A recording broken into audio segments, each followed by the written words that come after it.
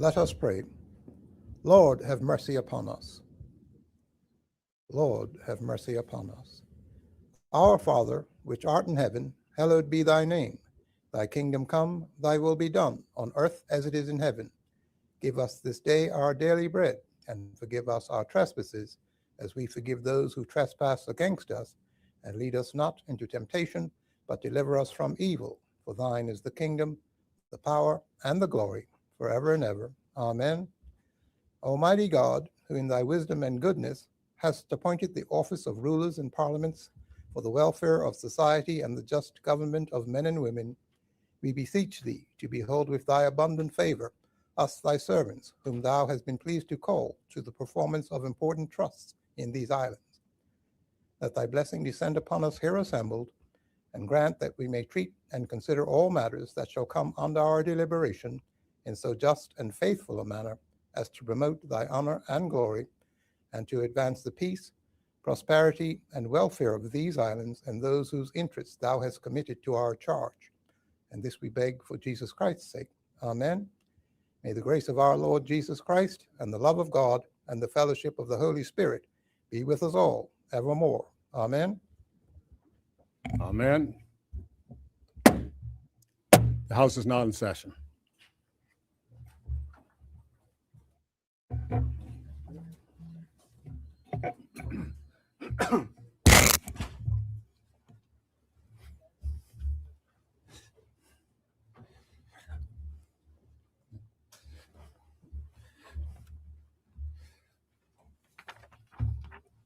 Okay.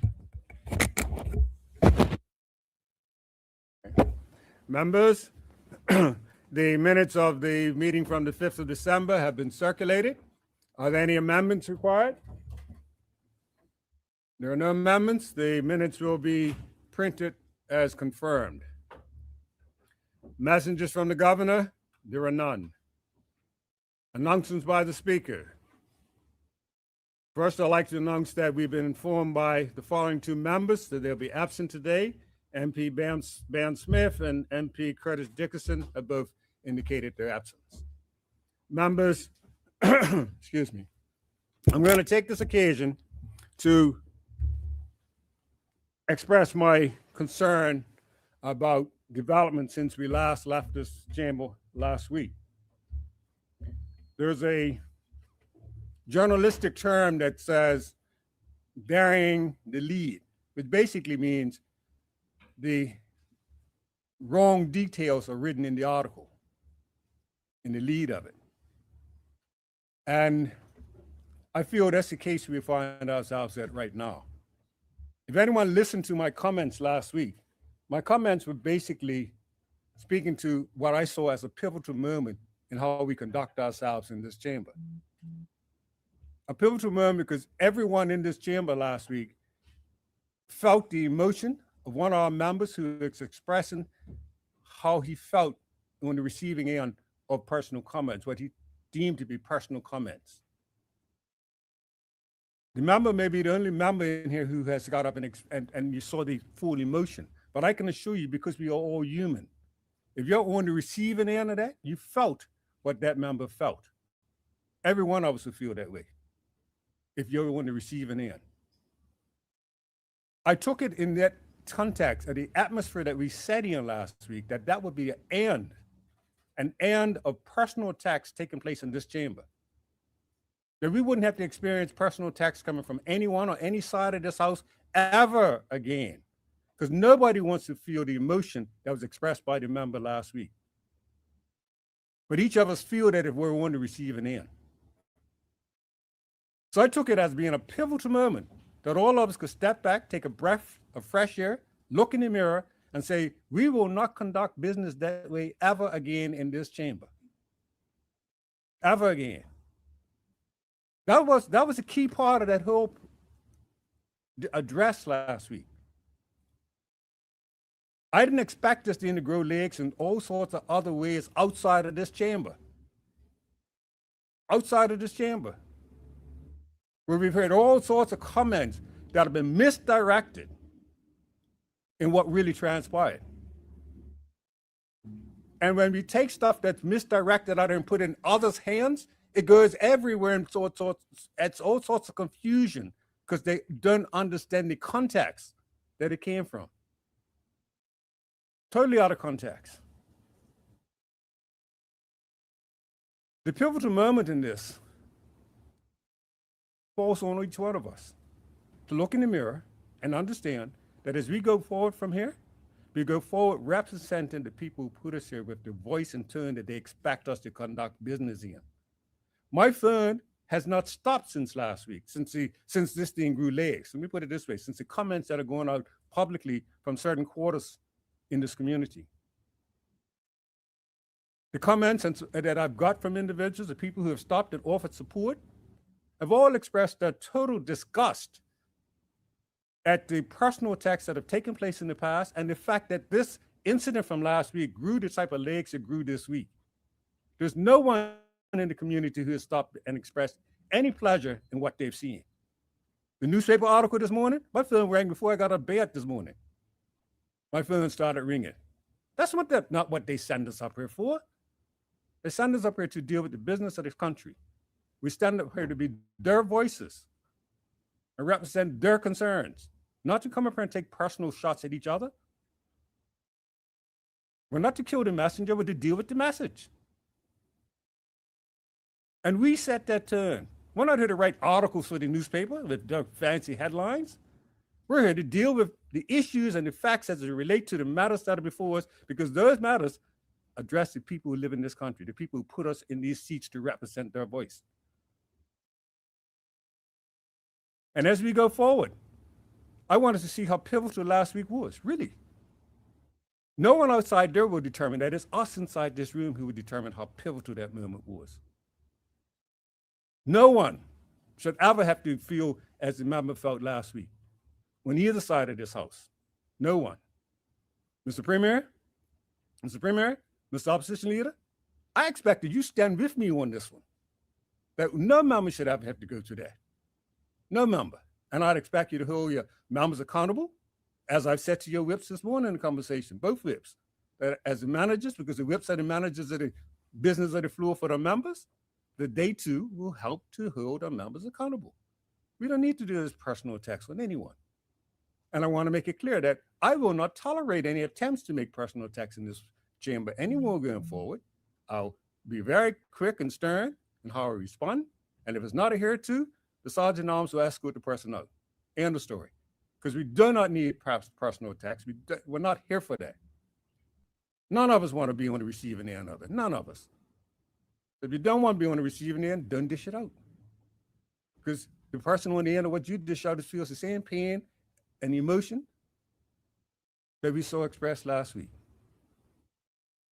Let's look at this as a new day, a new leaf, a turning point, a pivotal moment, because that's what the country is calling for.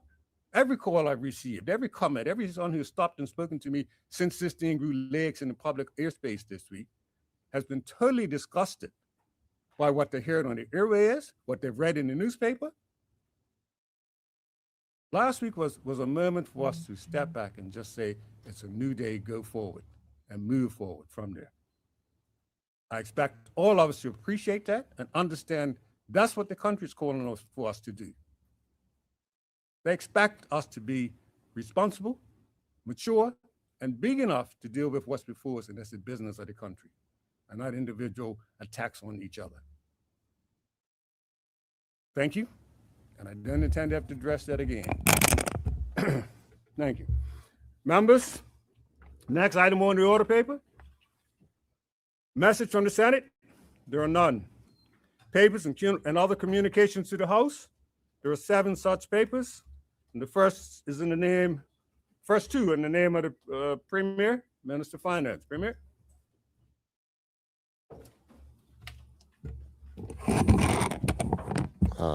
Good morning, Mr. Speaker. Good morning. Mr. Speaker, will there be an opportunity to address the comments of which you just made? No. Okay. No. All right, Mr. Speaker. Well, I will look to speak to you in your chambers because I'm a little bit lost as to where we are. Let me say to all members who sit in this house, my door is always open for comments. My door is always open for conversation. And every member who's ever taken advantage of that knows that. Come in and have a conversation anytime. Noted, Mr. Speaker. I will have that conversation with you, and we'll raise matters on the floor later if necessary, because I, too, am dismayed at the article today. But, Mr. Speaker, in my view, that article was there because the comments were not forced to be withdrawn, and therefore they're now in the public domain, and that's the challenge. Mr. Speaker. That's actually taking us back down the road of what I just said we're not going to deal with. You just took us right back there. I expect you to be bigger than that, Premier, because I know you're a respectable man. I know you're a respectable man. The members involved have already had a conversation with. We've talked through. Okay, let's move forward. Mr. Speaker, I will have that conversation in private and on the floor. Mr. Speaker, I have the honor to attach to submit for the information of the Honorable House Assembly the 2024 Bermuda Public Accountability Annual Board Annual Report, the 2025 Bermuda Public Accountability Board Annual Report, the Bermuda Public Accountability Board Audited Financial Statements for the year ending March 31st, 2024, and the Bermuda Public Accountability Board Audited Financial Statements for the year ending March 31st, 2025. Thank you. The next papers this morning in the name of the Minister of Economy and Labor. Minister. Good morning, Mr. Speaker. Good morning. Mr. Speaker, I have the honor to attach and submit for the information of the Honorable House of Assembly the Limited Liability Companies Form Amendment Regulations 2025 as made by the Minister of Finance in exercise of power conferred by Section 255 of the Limited Liabilities Companies Act 2016.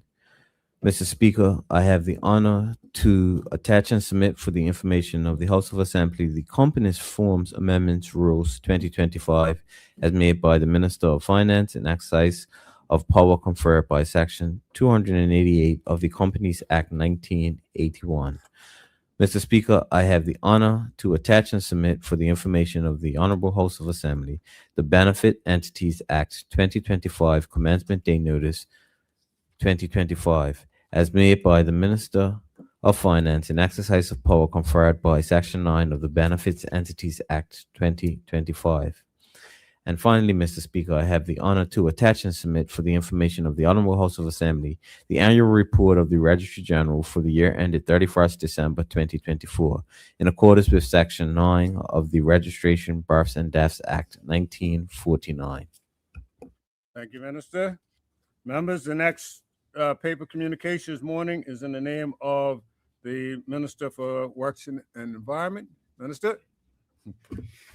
Good morning, Mr. Speaker. Good morning. Mr. Speaker, I have the honor to attach and submit for the information of the Honorable House of Assembly the Water Resources, Pollution, Discharge, Reporting, Abatement, and Remediation Regulations 2025, as made by the Minister responsible for the Environment in exercise of the power conferred by Section 39, as read with Part 8 of the Water Resources Act 1975. Thank you, Mr. Speaker. Thank you. Members, that's the end of the papers and communications. We'll now move on. Statements by ministers and junior ministers. First statement this morning is in the name of the Premier. Premier, would you like to present your statement now?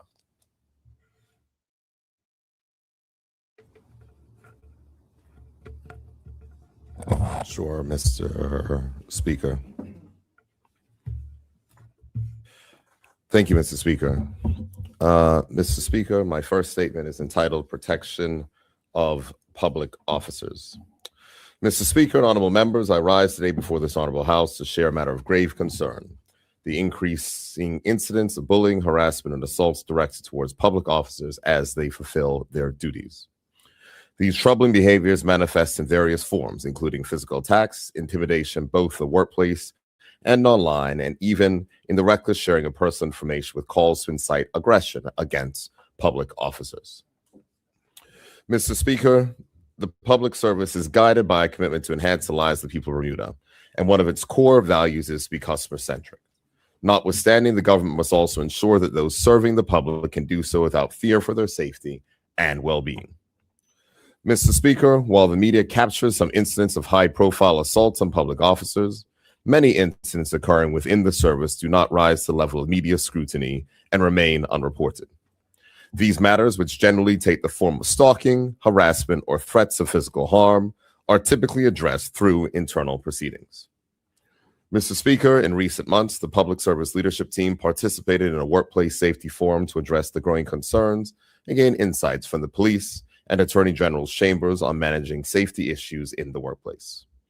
While the deportment of the majority of citizens who interact with government departments is of a high standard, there exists a small percentage who have acted in ways that have harmed and threatened the safety of dedicated public officers. This is not acceptable. Mr. Speaker, in response, the public service is intensifying its efforts to protect its employees and to maintain the highest standards of safety in the workplace. Several customer-facing departments have already added physical security, virtual security enhancements, and strengthened safety protocols. Comprehensive occupational health and safety audits across all departments and field operations coordinated by our occupational safety and health officer are now in progress. These audits involve on-site assessments and systematic reviews of policies, procedures, and workplace environments to ensure risks are identified and additional safeguards or training are implemented where required. Our aim is to empower every public officer to take personal responsibility for identifying risks in maintaining a safe work environment and to embed safety as a core workplace value. Mr. Speaker, the government recognizes that a hallmark of a thriving democracy is the freedom of speech. Both the public and the media have the freedom to exercise their rights to criticize the government, its services, and the decisions made. These freedoms and rights are protected under the Bermuda Constitution Order. However, when the nature of dialogue associated with these freedoms, either via traditional social media, rise to the level where individual public officers are being called out, threatened, and intimidated in a manner akin to bullying and harassment, proactive measures must be put in place. Mr. Speaker, allegations against individual public officers shared via traditional media or social media can cause reputational damage and psychological harm to the targeted public officers, their families, and negatively impact the morale of the public service. A recent cyberbullying incident against a public officer, for example, required police reports and official letters to cease and desist. Unfortunately, this was not an isolated incident. Mr. Speaker, against this backdrop, the public service has now introduced the Public Officer Adverse Publication Protocol. This protocol outlines how the government will swiftly and effectively address malicious or substantiated allegations made against public officers in their official capacity and provide support to those impacted. It is important to clarify this protocol supports officers in their professional roles, but does not extend to personal actions or to legitimate criticism of official decisions issued as part of their duties. Mr. Speaker, the government as an employer will protect the well-being of its employees. It has a duty of care. A duty of care by an employer means taking all reasonable steps to ensure the health, safety, and well-being of employees while they are at work. This government wants public officers to know that their safety is of paramount importance. Public officers serving the people of Bermuda should feel safe and not fear threats to themselves, their families, or their properties as they execute their duties. The public service leadership is working hard to respond to these threats robustly while balancing the public's freedom of expression. In closing, Mr. Speaker, this government will be deliberate and strategic in implementing enhanced safety initiatives following the completion of the safety audit so that our public officers are not distracted by fear and can work with an unwavering focus on enhancing the lives of the people of Bermuda. Thank you, Mr. Speaker. Thank you, Mr. Premier. Would you like to do your second statement? Thank you very much, Mr. Speaker. Mr. Speaker, if I may, I won't have many opportunities to do this in the future. I would like to just acknowledge, as I went back to see the Sergeant Arms, I recognized my mother, my father, and my sister in the gallery. After you said that, I was going to acknowledge them. No problem, Mr. Speaker. But you know, I want to maintain good relations, family relations at Christmas, so you know I can get something nice underneath the Christmas tree. Yes, I still get gifts. All right, Mr. Speaker, I'll move on to my second statement, if I may. The second statement is entitled Government of Bermuda Fiscal Update. Mr. Speaker, I rise today on behalf of this PLP government to provide a fiscal update to this honorable House and to the people of Bermuda. This update is provided in advance of the release of the pre-budget report and the report of the Fiscal Responsibility Panel, which will be presented to the Cabinet on Tuesday and made public next week. Before turning to the performance of the current fiscal year, I will review the results from the last fiscal year, 2024-25. Mr. Speaker, I must advise honorable members that the annual audit has been completed, And notwithstanding that the financial statements are not ready for tabling in this Honorable House today, the figures I provide for the last fiscal year will not be estimates, but will be actual audited amounts. Mr. Speaker, total revenue for fiscal year 2024-25 was $1.27 billion, which is $40.4 million above the original estimate. Continued economic growth, including $32.1 million more in payroll tax receipts than originally forecast, contributed significantly to this positive result. Current account expenditure was $1 billion, $10.7 million above the original estimate. This amount of $10.1 million is far less than the combined amounts of the mid-year review to strengthen social community programs that was done last year and the public officers' pay increase totaling $38 million, meaning savings in other areas offset these increases. Capital expenditure for the year ended at $103.6 million, $8.8 million below the original estimate. Mr. Speaker, I am pleased to advise this Honorable House that the confirmed budget surplus for fiscal year 2024-25 is $29.8 million, an improvement of $29.5 million from the original estimate of $230,000 and $10.1 million higher than the revised estimate contained in May's budget statement.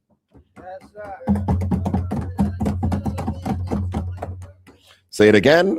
Mr. Speaker, I am pleased to advise this Honorable House that the budget surplus for fiscal year 2024-25 is now confirmed to be $29.8 million, an improvement of $29.5 million from the original estimate of $230,000 and $10.1 million higher than the revised estimate contained in May's budget statement. Mr. Speaker, they said it could not be done. But once again, this Progressive Labor Party government has confounded the critics and delivered the first budget surplus since 2003. There is no wonder, Mr. Speaker, that the Fiscal Responsibility Panel said, and I quote, fiscal performance strengthened significantly in 2024-25. This is because the PLP government has a firm grip on the country's finances and continues to deliver better than expected financial results. Mr. Speaker, turning now to the current fiscal year 2025-26.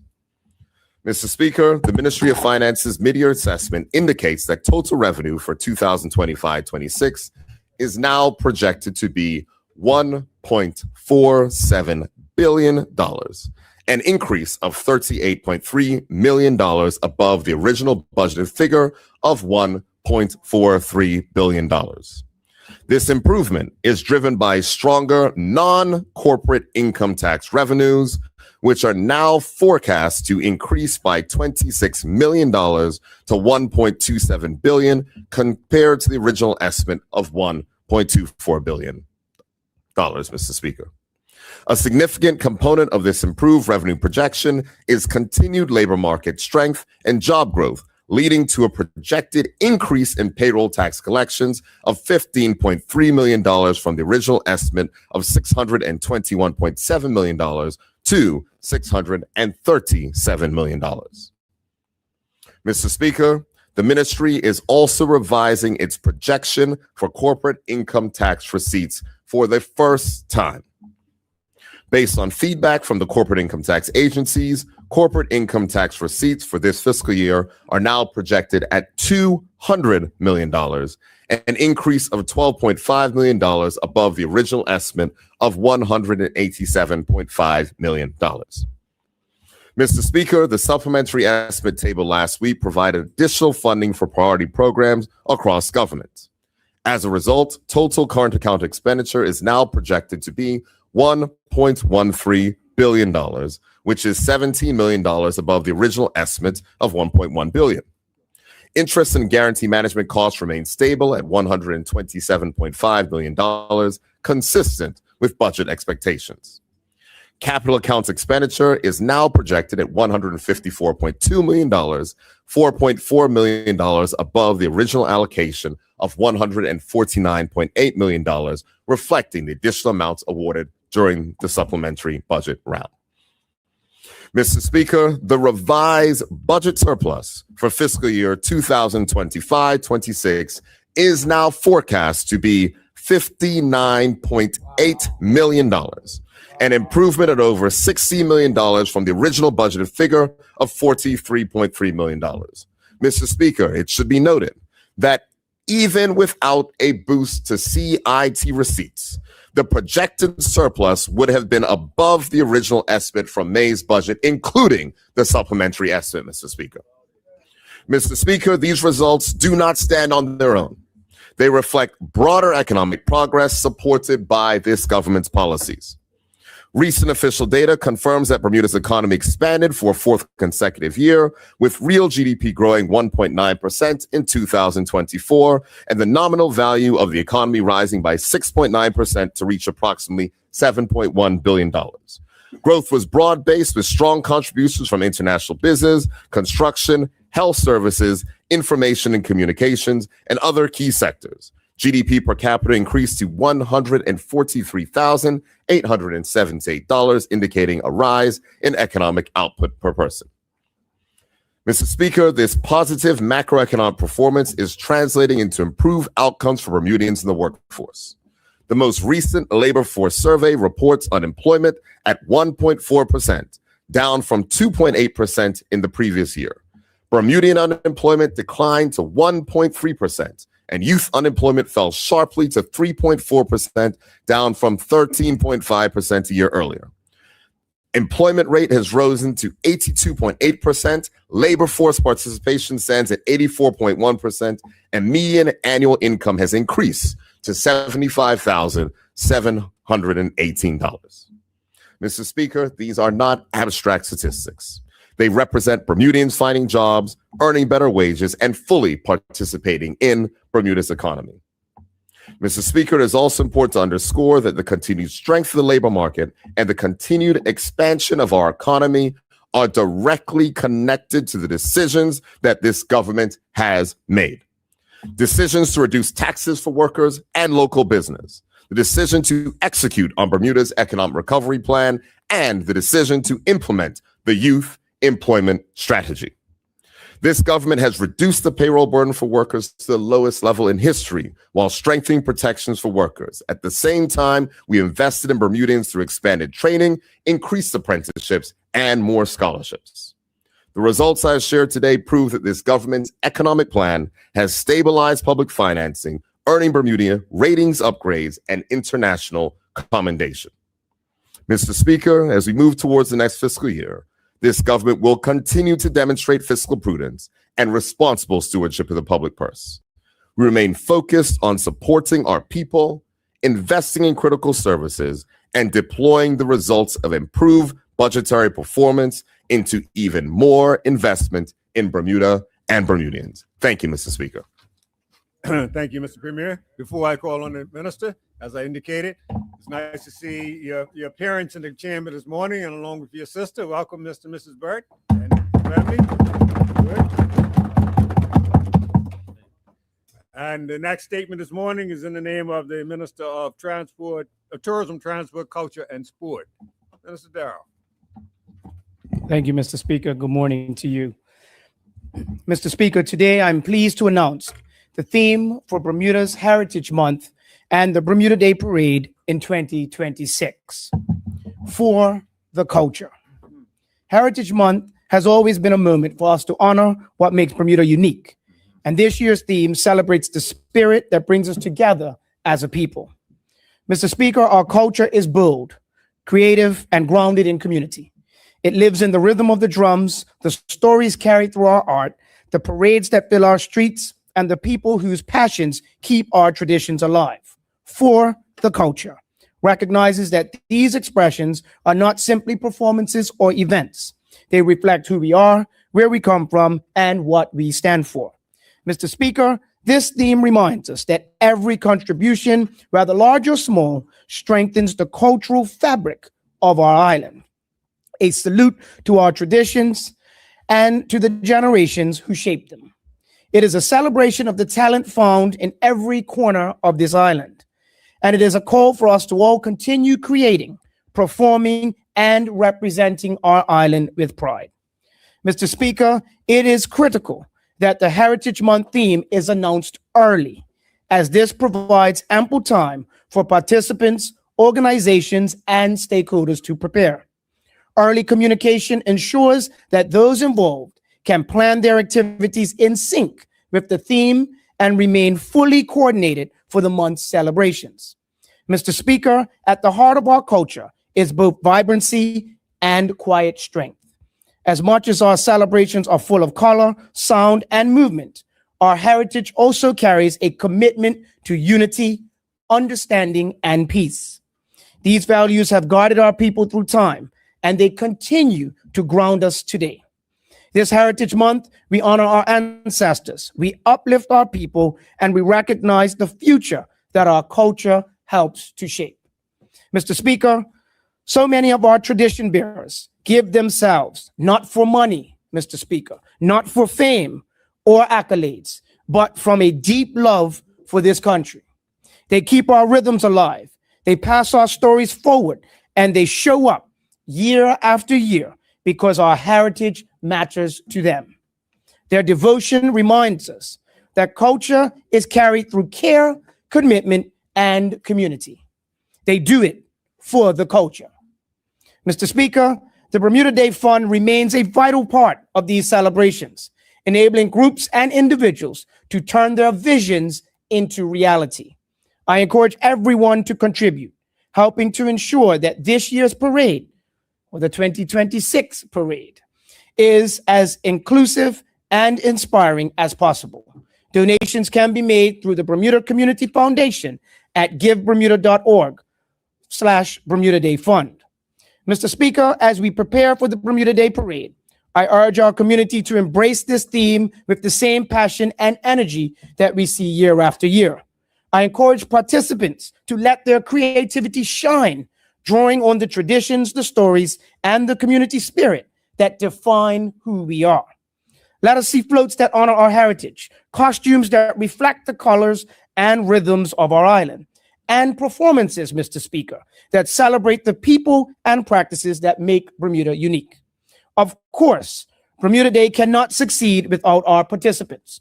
I strongly encourage anyone interested in joining us to visit www.culture.bm for entry details. Mr. Speaker, although it is only December, many of our parade groups and performers have already started planning and rehearsing for May 2026. Some began as early as September, demonstrating their dedication to the Bermuda Day Parade and the pride that they carry for their craft. This early announcement of the theme supports that work, giving groups the time they need to design, build, rehearse, and prepare their presentations with intention.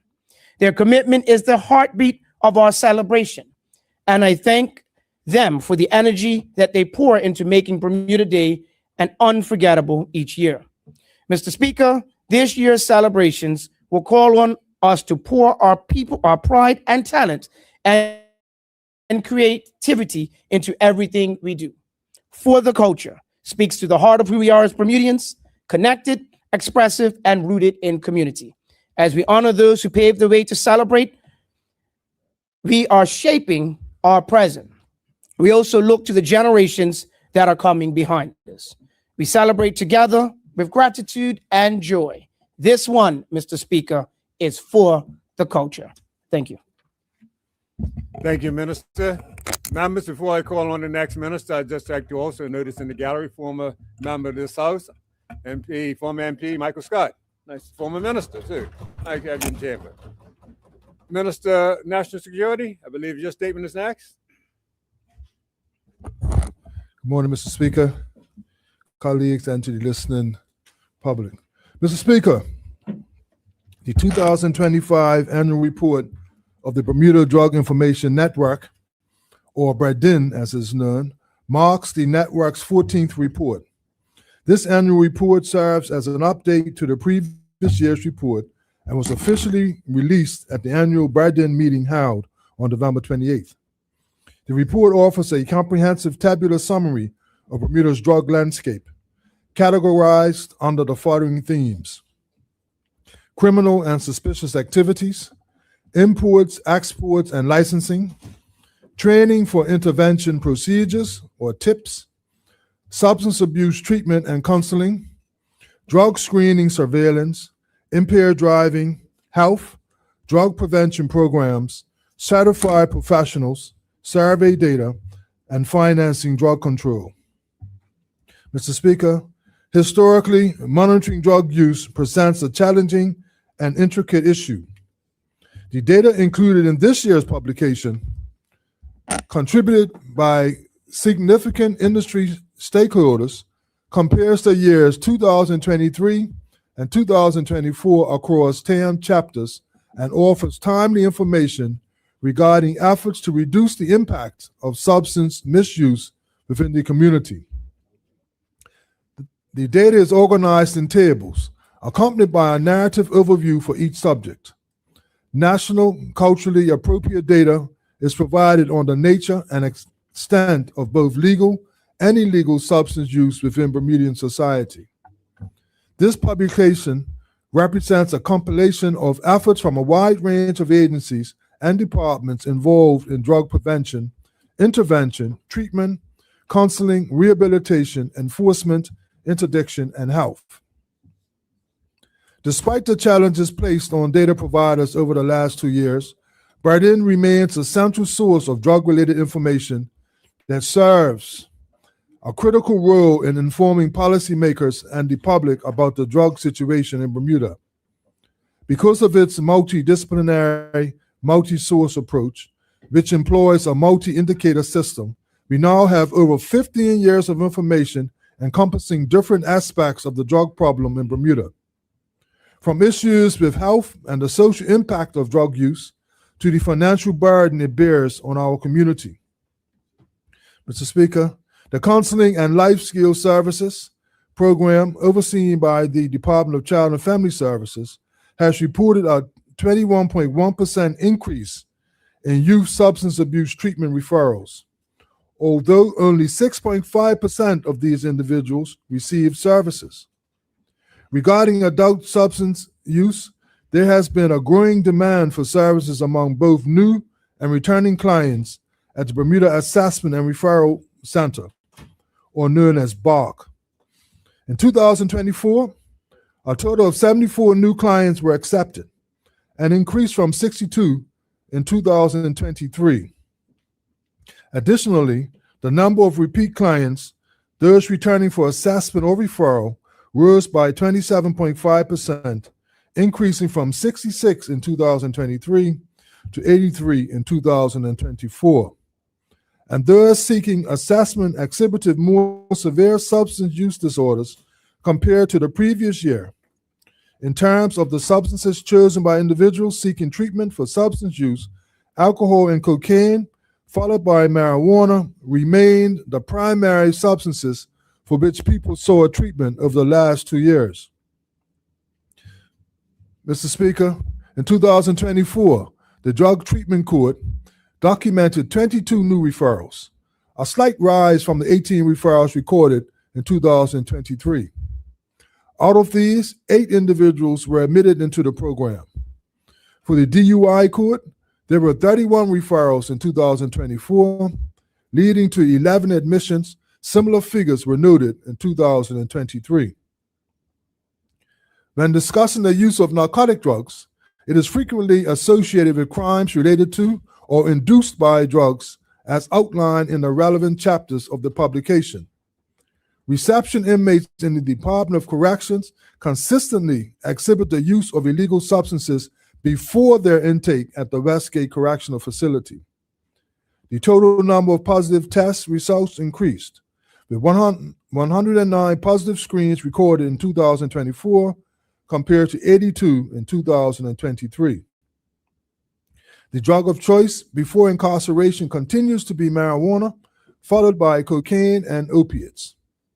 Polydrug use, using multiple drugs simultaneously or in succession amongst those tested, increased from 26 in 2023 to 35 in 2024.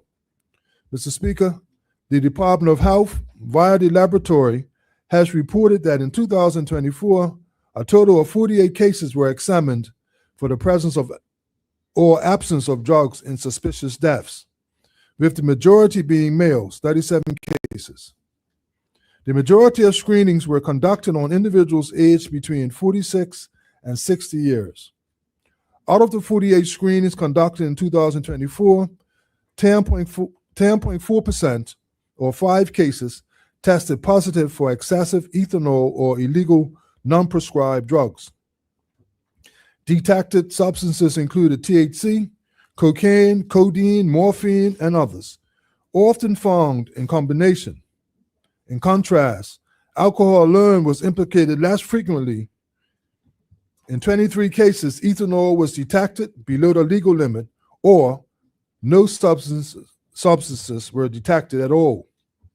Mr. Speaker, in the past year, the Bermuda Police Service has indicated a rise in both drug and cash seizures. In 2024, the BPS documented 693 enforcement actions, leading to the confiscation of 309,574.17 grams of illegal drugs, a significant increase from the 55,492.19 grams seized in 2023. Cannabis was the most commonly seized drug, with loose cannabis alone comprising of 158,605.30 grams. Cocaine and heroin, diamorphine were also among the key substances confiscated, in addition to synthetic drugs like MDMA and methamphetamine, which continue to pose emerging challenges for law enforcement and public health agencies. In 2024, the BPS reported 2 cash seizures totaling $639,822, marking a significant rise from the previous year. Of these seizures, $228,000 was officially forfeited, in contrast to the $90,340 forfeited in 2023.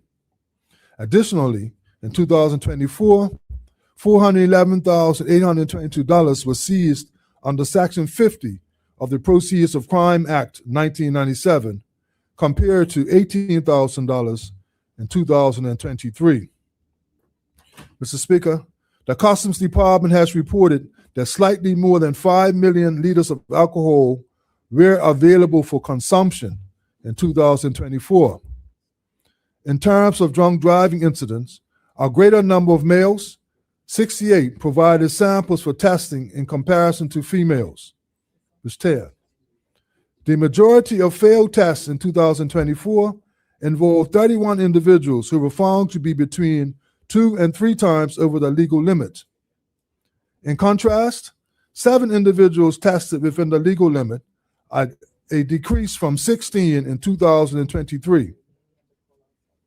The year 2024 saw 1,463 road traffic accidents, of which there were 194 accidents, or 13.3%, in which drivers exceeded the legal limit of 80 milligrams. 4 accidents in 2024 involved drivers whose blood alcohol concentration levels were 3 to 4 times the legal limit, while 2 drivers exhibited levels exceeding 4 times the legal threshold. As a reminder, the legal limit of alcohol in blood while operating a vehicle is 80 milligrams. Mr. Speaker, the key messages are as follows. The health, social, and economic harms related to substance use continue to be substantial and preventable.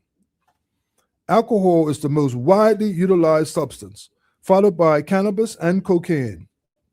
The opioid use rate has stayed consistent over the past 10 years, whereas synthetic substances, especially synthetic cannabinoids, are emerging as a new issue.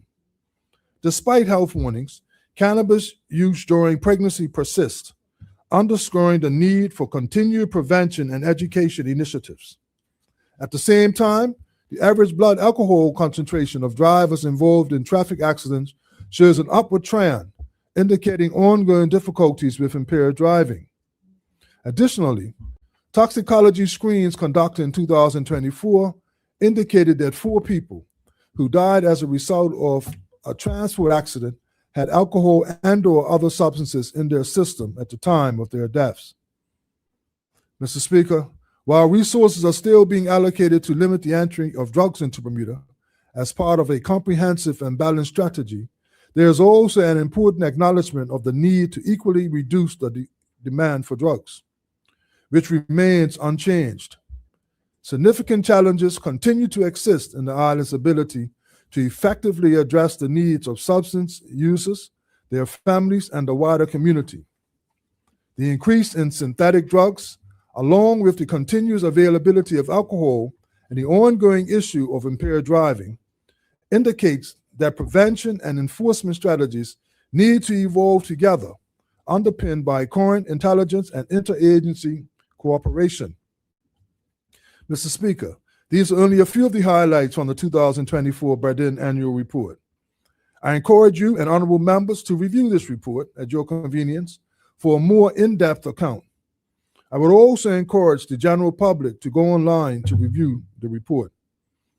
The Bardin will continue to serve as a national mechanism for tracking, analyzing, and reporting drug-related trends, bridging evidence and action. A resilient, coordinated approach, one that values data, compassion, and collaboration, will enable Bermuda to protect its people, strengthen families, and sustain communities for years to come.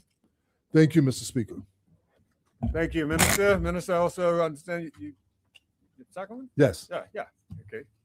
Okay, you're about to sit down this Well, time. You have a You second start one. Go ahead. talking, so I figured, No, sit I'm down and just you talk. acknowledging your second one. Go right ahead. Out of respect for you, Mr. Speaker. Great. No problem, my friend. Mr. Speaker, I do have a second statement. My second statement is on personal security and safety. Mr. Speaker, as we enter the holiday season, I rise today to remind the community of the importance of personal safety and responsible behavior at this time of year.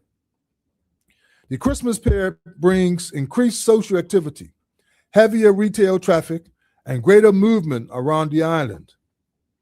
It is a time of celebration, but is also a period when crimes of opportunity traditionally increase. It is also a time when we must pause, take stock, and look out for one another in a genuine and intentional way. Mr. Speaker, safeguarding our communities is a shared responsibility. The Bermuda Police Service will be maintaining an enhanced presence during the holidays. However, the first and most effective layer of protection comes from the public taking simple, common sense steps to reduce risk. A safer Bermuda begins with each of us choosing to act with care, awareness, and responsibility. Homeowners are encouraged to secure windows and doors, use exterior lighting, and ensure that security systems are functioning properly. When purchasing gifts, residents should avoid leaving packaging or high-value boxes visible outside, as this can unintentionally signal what is inside the home. Those traveling off island should make arrangements with family or trusted neighbors to monitor their property. These practical steps may seem small, but they make a real difference in protecting our homes and our peace of mind. Mr. Speaker, I also remind the public to take care of their personal safety while out shopping, attending events, and enjoying social gatherings. Individuals should travel with friends or family when possible. Remain aware of their surroundings and avoid carrying or displaying large sums of cash or expensive jewelry. These are routine precautions that help reduce the likelihood of opportunistic theft. Mr. Speaker, we must also be mindful of our behavior on the roads. This week, Bermuda received heartbreaking news of another young person, a 17-year-old who succumbed to injuries sustained in a road collision. I extend my deepest condolences to their family, Mr. Speaker. Because as you know, Mr. Speaker, I know firsthand what it feels like to spend the holidays without a child, without a loved one. It stays with you, and I would not wish that pain on any parent, any family, or any community. So I implore the public, slow down, take your time, be cautious on our roads, and be mindful of those around you. These choices save lives. Mr. Speaker, the holiday season brings many office functions, private parties, and social events. I cannot emphasize strongly enough that people should not drink and drive. Bermuda has seen the devastating consequences that impaired driving can cause, and there is simply no justification for taking that risk. I urge the public to use taxis, designated drivers, minibuses, or other alternatives if they plan to consume alcohol. This is not only a matter of personal responsibility, but also a matter of protecting lives in the broader community. Every responsible decision on our roads is an act of love for our families and for Bermuda as a whole. Mr. Speaker, the government remains mindful that the holiday season can be a challenging time for some individuals and families. We continue to monitor conditions across the community and remain focused on reducing risk, deterring crime, and ensuring that people are aware of the support services that are already available in Bermuda. No one should feel pressured into making desperate or harmful choices, and anyone who needs assistance is encouraged to seek help through the established channels that operate year-round. Support is available, and reaching out can make the difference between crisis and stability. As we prepare to enter New Year, I hope we each take a moment to reflect, to reconnect, and to move into 2026 with a deeper sense of family, community, and a shared commitment to a more peaceful Bermuda. In closing, Mr. Speaker, I encourage everyone to enjoy the holidays responsibly, look out for one another, and take simple preventive measures to protect themselves and their property. With cooperation, vigilance, and community awareness, we can help ensure that this holiday season is a safe and positive one for all of us. Let us honor this season by protecting our loved ones and restoring the village spirit that has always held Bermuda together, especially in our hardest moments. I wish you and your families a safe and happy holiday. Thank you, Mr. Speaker. Thank you, Minister. Members, the next statement this morning is in the name of the Minister of Health. Minister? Good morning, Mr. Speaker. Morning. Mr. Speaker, as the holiday season approaches and our island begins to glow with its familiar warmth, many households will be filled with joy, gratitude, and togetherness. Our communities will come alive with celebration and cheer. But we must also remember that for some, this time of year brings financial pressure, grief, loneliness, or the quiet weight of stress. That emotional mix, joy on one hand and heaviness on the other, is exactly why we must speak openly about mental wellness. And it is why I rise this morning to remind the community to take care of their mental and emotional well-being, especially during the holiday season. Mr. Speaker, the holidays can be expensive, and many families feel the strain. The expectations around gift giving, hosting meals, and even travel can create anxiety, especially when budgets are tight. I encourage everyone to set realistic budgets and remember that love is not measured by the size or cost of a gift. The most meaningful presents are often the ones that involve time, sharing a meal, creating memories, or simply being present. Creative alternatives such as handmade gifts, group activities, or potluck gatherings can ease financial pressure while strengthening connections. Mr. Speaker, for families who have lost loved ones, the holiday can be especially difficult. The absence of a familiar voice or a seat at the table can make celebrations feel bittersweet. I encourage families to give themselves permission to reflect, to talk, and to remember. Sharing stories, lighting a candle, or creating a new tradition in honor of a loved one can provide comfort. None of us needs to carry grief alone. Our community is strongest when we support and uplift each other. Mr. Speaker, not everyone has family nearby, and not everyone has supportive relationships to lean on. For many, the holidays can magnify feelings of isolation. A simple phone call, a short visit, or a thoughtful gesture can make an enormous difference. I encourage us to reach out, especially to seniors, those in care homes, or individuals who may be spending the holidays alone. For those who cannot travel to be with family, I urge you to stay connected virtually and where possible, get involved locally. Join community events, volunteer, or reach out to someone you trust. If you must set boundaries to protect your well-being, please do so. Maintaining your mental health must always remain a priority. Mr. Speaker, supporting a mental well-being and reducing stress is vitally important. The hustle and bustle of the holidays can be overwhelming, so I want to highlight a few healthy practices that we can all adopt. Get consistent rest to help restore energy and stabilize mood. Eat balanced meals and drink plenty of water. Maintain regular physical activity, even a daily walk helps. Be mindful of alcohol intake and never drink and drive. Engage in hobbies that bring you joy and relaxation. Use stress management tools such as deep breathing, journaling, or mindfulness. And protect your boundaries. Decline invitations when necessary. And caregivers, please take breaks and seek support where possible. Small acts of self-care can make a meaningful difference. Mr. Speaker, the government remains committed to supporting mental wellness through ongoing community partnerships, anti-stigma initiatives, and increased access to mental health resources, counseling support groups, and faith-based organizations. And I challenge us as a community to be attentive, to check in on those around us, to notice when someone withdraws, and to lead with compassion. A simple, sincere, "How are you doing?" No, really, how are you doing? Can make more than we realize. I extend, Mr. Speaker, in closing, warm wishes to every resident of Bermuda as we enter the holiday season. May each of us find peace, kindness, resilience, and connection. And may we continue to support one another in nurturing mental well-being across our island. Thank you, Mr. Speaker. Thank you, Minister. Members, the next statement this morning is in the name of the Minister of Economy and Labor. Minister.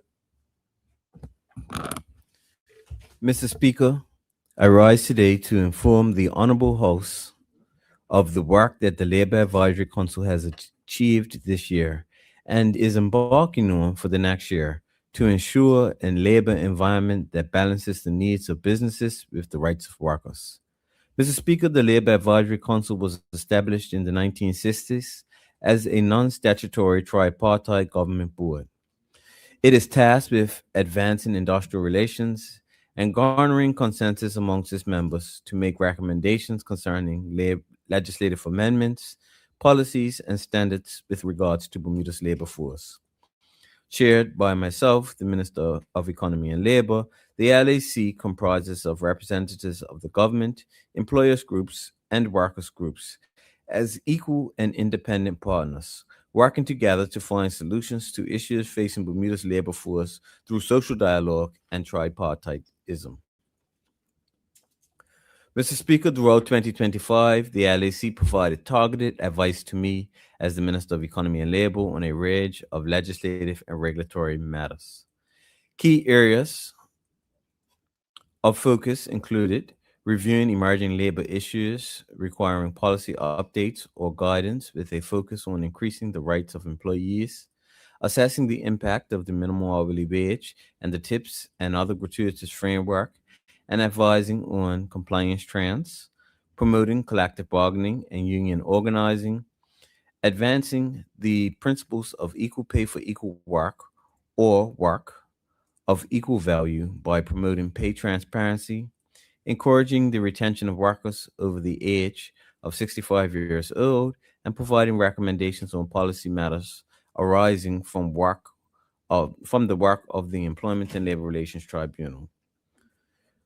Mr. Speaker, serving as Bermuda's primary tripartite platform, enabling open and balanced consultation between employers, unions, and the government, the LAC facilitated structural discussions regarding strengthening the enforcement mechanisms of the Employment and Labor Relations Tribunal.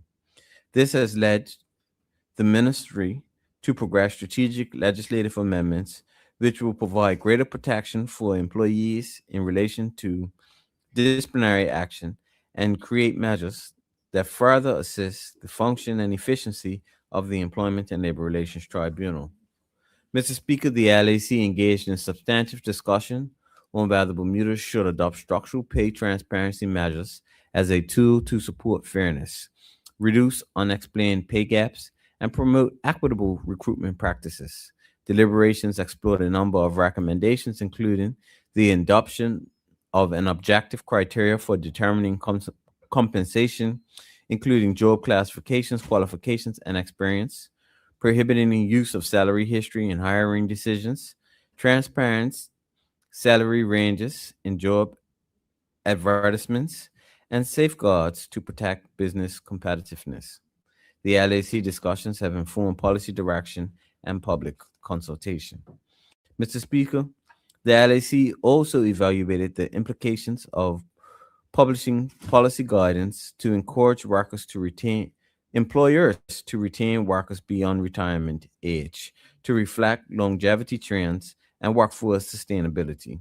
Both employers and unions provided differing but constructive perspectives, demonstrating the value of the LAC tripartite model in addressing complex policy issues.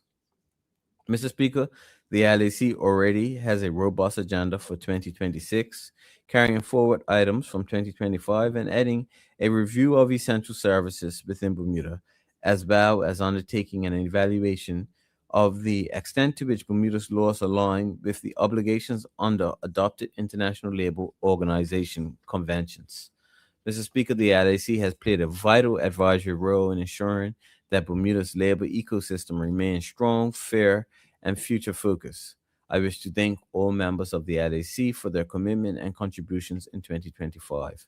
I am encouraged that they will remain committed to fostering constructive social dialogue, advancing legislative reforms, and promoting sound industrial relations practices in 2026. Thank you, Mr. Speaker.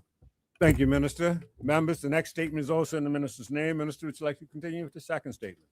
Mr. Speaker, I rise to introduce the annual report of the Registry General for the year ended December 31st, 2024. The Registry General recognizes the essential role that vital statistics information plays in planning for the provisions of services in areas such as tourism, health, education, and housing, to name a few, and has performed his duties to a high standard in recording, collating, and presenting of the data to be included in the annual report.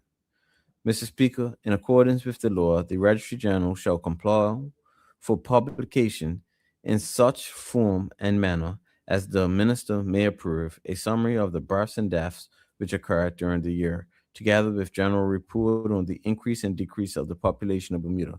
The Registry General is also required to publish a summary of marriages concluded each year. In preparation of the annual report, Mr. Speaker, the Registrar has relied on information received from the following sources: the Records Office of King Edward Seventh Hospital relating to births, local funeral directors, medical practitioners, and the Coroner's Office in relation to deaths, local domestic partnership officers in relation to domestic partnerships, and local marriage officers and masters of Bermuda registered SIPs in relation to local and maritime marriages, respectively. Mr. Speaker, the report, which details primarily the vital statistics pertaining to the island's residential population, indicates that there have been a slight decrease in the number of births. In 2024, there were 425 births, a decrease of 11 compared to the 436 births recorded in 2023. Also, the live birth rate of the population has decreased. For a second year, there were no home births or babies born at the residence of the parents for the year ending 2024. Mr. Speaker, based on information provided by the parents at the time of registration of their child's birth, the distribution of live births by nationality indicates that 76.7% or 329 of the total live births had at least one Bermudian parent. In 2024, 99 or 23.3 of the births had parents who were both non-Bermudian. Mr. Speaker, honorable colleagues are advised that in 2024, 602 deaths were recorded among residents. A death rate of 9.5 per thousand of the population for 2024 reflects a decrease of 20 from the 622 deaths recorded in 2023. The report also indicates that there were 14 deaths in respect of non-resident persons, which brings the total number of deaths recorded for 2024 to 616. Mr. Speaker, for the year ending the 31st of December 2024, there were 329 marriages performed in Bermuda, an increase of 19 from the 310 marriages recorded in 2023. During 2024, marriages between parties who were both non-residents accounted for only 117 of the total 329. The figure continues the recent trend where the number of marriages between residents 175 and between residents and non-resident parties 37 combined to exceed the marriages between non-residents. Mr. Speaker, 345 marriages were performed on board 28 Bermuda registered ships in 2024. This total represents an increase of 16 from the 2023 total of 329. The increase is due to the efforts of the cruise line industry to expand services for weddings on board their ships. The cumulative number of marriages, local and maritime, processed through the Registry General for the year ended 31st of December 2024 was 674 as compared to 639 for the year ending 2023. Mr. Speaker, the Domestic Partnership Act 2018 allowed for the formalization of unions between parties as an alternative to marriage. In 2024, there were 9 domestic partnership unions recorded for that period. All 9 domestic partnership unions were formalized at the Registry General Office. In closing, Mr. Speaker, the annual report seeks to provide an illustrated statistic digest of vital events such as live births, deaths, stillbirths, marriages, domestic partnerships, adoptions, re-registration of births for the year ended the 31st of December 2024. Thank you, Mr. Speaker. Thank you, Minister. Members, the next statement this morning is in the name of the Minister of Home Affairs. Minister?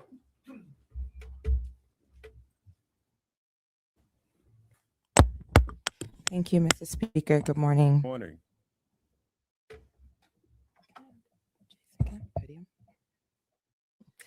Thank you.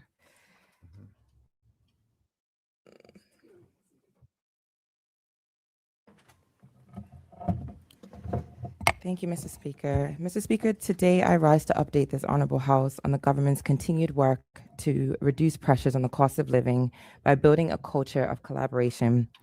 The affordability initiatives under the Affordable Bermuda Agenda addresses the quote by Albert Einstein: "We cannot solve our problems with the same thinking we used when we created them." Affordability is not achieved through one single policy. It requires steady, deliberate action across the systems that influence what people pay every day, whether for food, utilities, telecommunications, or the impact of imported goods. Mr. Speaker, since becoming the minister responsible for stewarding the Affordable Bermuda Agenda, we collectively at the ministry have heard the concerns from residents and stakeholders that our current systems have not always kept the pace with the realities families are facing. We know that Bermuda's heavy reliance on imports, rising global costs, and concentrated markets have placed a real strain on households. We also know that previous efforts advanced by the government have been bottlenecked and have often not translated into the expected savings. Mr. Speaker, this House would note that the ministry has advanced efforts relating to the cost of living, including a cost of living summit and public surveys. To strengthen our approach, the Ministry of Home Affairs has been working closely with stakeholders, community innovators, and the Cost of Living Commission to further develop the institutional foundation needed to develop real relief to Bermudians. Today, I am pleased to report that we are moving from preparation to implementation with 3 pilots that demonstrate a modern, people-centered affordability agenda. These pilots are small by design because the goal is to test, learn, and adjust and build with the community. Mr. Speaker, the first pilot under the Affordable Initiatives is a digital currency pilot, which aims to develop a digital currency incubator to test new technologies that can help lower the transaction fees for residents and small businesses every day. Right now, the typical card transaction can cost between 3 and 4%. These fees add up to local vendors and families alike. By testing payment options through BMA-approved systems, it presents an opportunity through the success for those same transactions to be processed for a few cents, resulting in more savings circulating within our economy. Mr. Speaker, the pilot remains in development, but the early design includes supporting up to 400 residents through Learn and Earn digital literacy experience to ensure that participants understand both the opportunities and the safeguards, providing $50 of digital relief to test real-world use with local vendors, and building the compliance and monitoring systems that ensure that this pilot is both innovative and that trust is being built. This framework allows for us to learn directly from residents, vendors, and regulators as we test what a more transparent payment ecosystem could look like for Bermuda.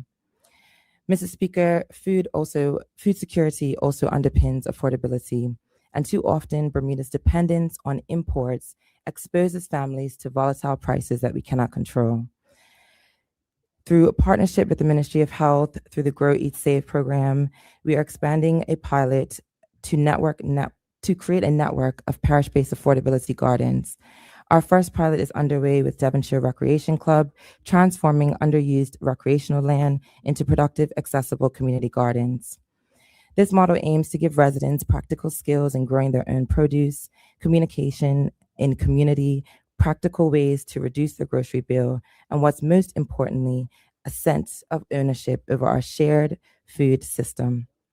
This government has always stood for empowering working families, and this is empowerment as it is most tangible. Soil under our hands, fresh food on your table, and collective resilience built by plot. Mr. Speaker, taken together, these form early architecture of modern affordability ecosystem, one that strengthens collaboration by strengthening our people. But more importantly, they send clear messages that Bermuda is not powerless in the face of cost of living struggles, that we can build systems that put Bermudians first, and we can build them together. Mr. Speaker, these pilot programs will run in parallel with the ministry's work to review and modernize existing legislation that can further unlock relief, including import-related laws and policies. The Cost of Living Commission will also play a key role in strengthening consumer education and awareness, providing the public with the information on key industries and practical tips to better equip them to be informed and empowered customers. Mr. Speaker, this is the ethos of the Affordable Bermuda Agenda, focused on fairness, resilience, and shared responsibility for prosperity. Mr. Speaker, affordability is not a slogan, but a social contract. It asks us to rethink how our economy serves its people. It asks us to take innovative responsibility. It asks us to collaborate across ministries, sectors, and communities. And above all, it asks us to remember that every Bermudian deserves relief, dignity, and an opportunity to see themselves in the co-creation of solutions today and in the future. The work continues, the foundation is set, and with these pilots, we are demonstrating that Bermuda can lead, innovate, and collaborate on solutions. Thank you, Mr. Speaker. Thank you, Minister. And the second statement, would you like to do now as well? Yes, thank you, Go Mr. right Speaker. ahead. Mr. Speaker, I also rise today to provide an update to this honorable House on one of the most consequential undertakings now shaping Bermuda's future, the renewal of our national electricity sector policy. This policy is pivotal to the reform of our electricity sector and is intended to serve as a clear beacon, illuminating the pathway towards our energy future that is affordable, secure, resilient, environmentally responsible, and firmly aligned with the needs and aspirations of Bermuda's resident and tax ratepayers. Mr. Speaker, the ministry has advanced an updated national electricity sector policy, the first comprehensive revision since 2015.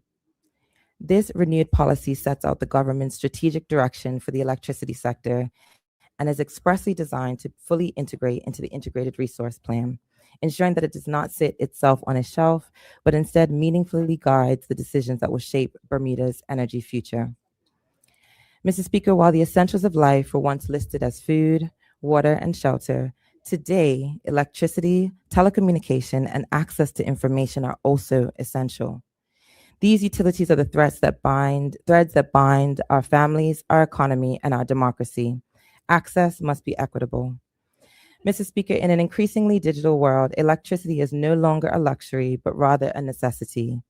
It powers our homes, businesses, schools, and hospitals. It fuels opportunity, underpins our social and economic well-being, and touches the lives of every Bermudian every single day. A modern, forward-looking electricity sector policy is therefore essential. It recognizes that energy is both technical and human, and that the way that we generate, regulate, and pay for electricity must reflect a national commitment to fairness, stability, and security of our island. Mr. Speaker, I wish to remind this Honorable House of the Energy Policy Steering Committee, which serves as our central advisory body to the Ministry on Development of Bermuda's long-term energy strategy.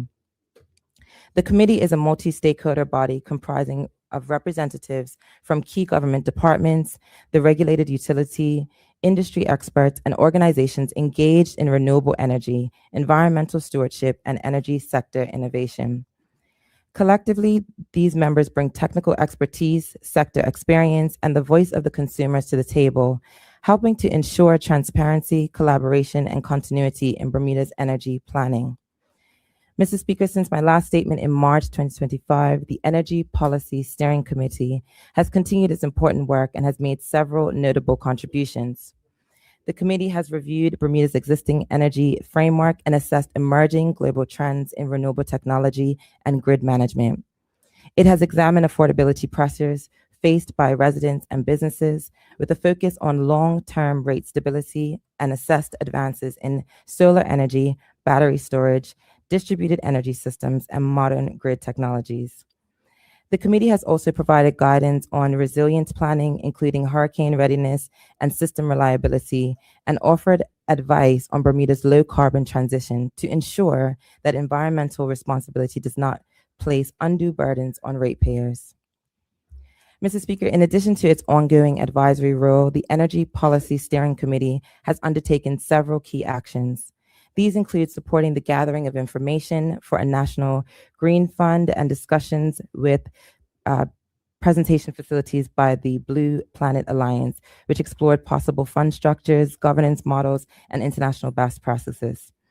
The committee coordinated stakeholder inputs by gathering and sharing contacts for discussions with entities such as the Connecticut Green Bank, enabling further exploration of legislative models and financing structures suitable for Bermuda. It has received and analyzed BELCO's presentation on the proposed integrated resource plan, providing technical and policy feedback, and which has informed the emerging direction of the national electricity sector policy. Furthermore, the committee has reviewed insights from the regulatory authority to ensure alignment between policy development, regulatory frameworks, and licensing pathways, and was formally consulted during the development of the revised policy for their comments and feedback. Mr. Speaker, progress is a moral measure. Social and economic justice are inseparable from good governance. Complex systems can improve, but only together. The revised national electricity sector policy is therefore designed to consider how each element and stakeholder of the system connects to and impacts a cohesive electricity sector. This evolution acknowledges that while we have pieces of a standards regime, we do not yet possess a complete modern standards framework for our energy chapter. And that is the gap risk undermining safety, quality, and consumer protection. An informed policy creates informed decisions and clear guardrails. Those guardrails protect households and give credible investors the certainty that they need to act. Mr. Speaker, the updated national electricity sector policy represents a major step forward in ensuring that Bermuda's energy future is guided by thoughtful, strategic policy grounded in affordability, resilience, and responsible governance. This work builds support upon the Electricity Act 2016, which establishes the overarching framework for the electricity sector and defines the roles of the regulatory authority, the utility, independent producers, and the government. Mr. Speaker, much has changed since the last policy was adopted in 2015.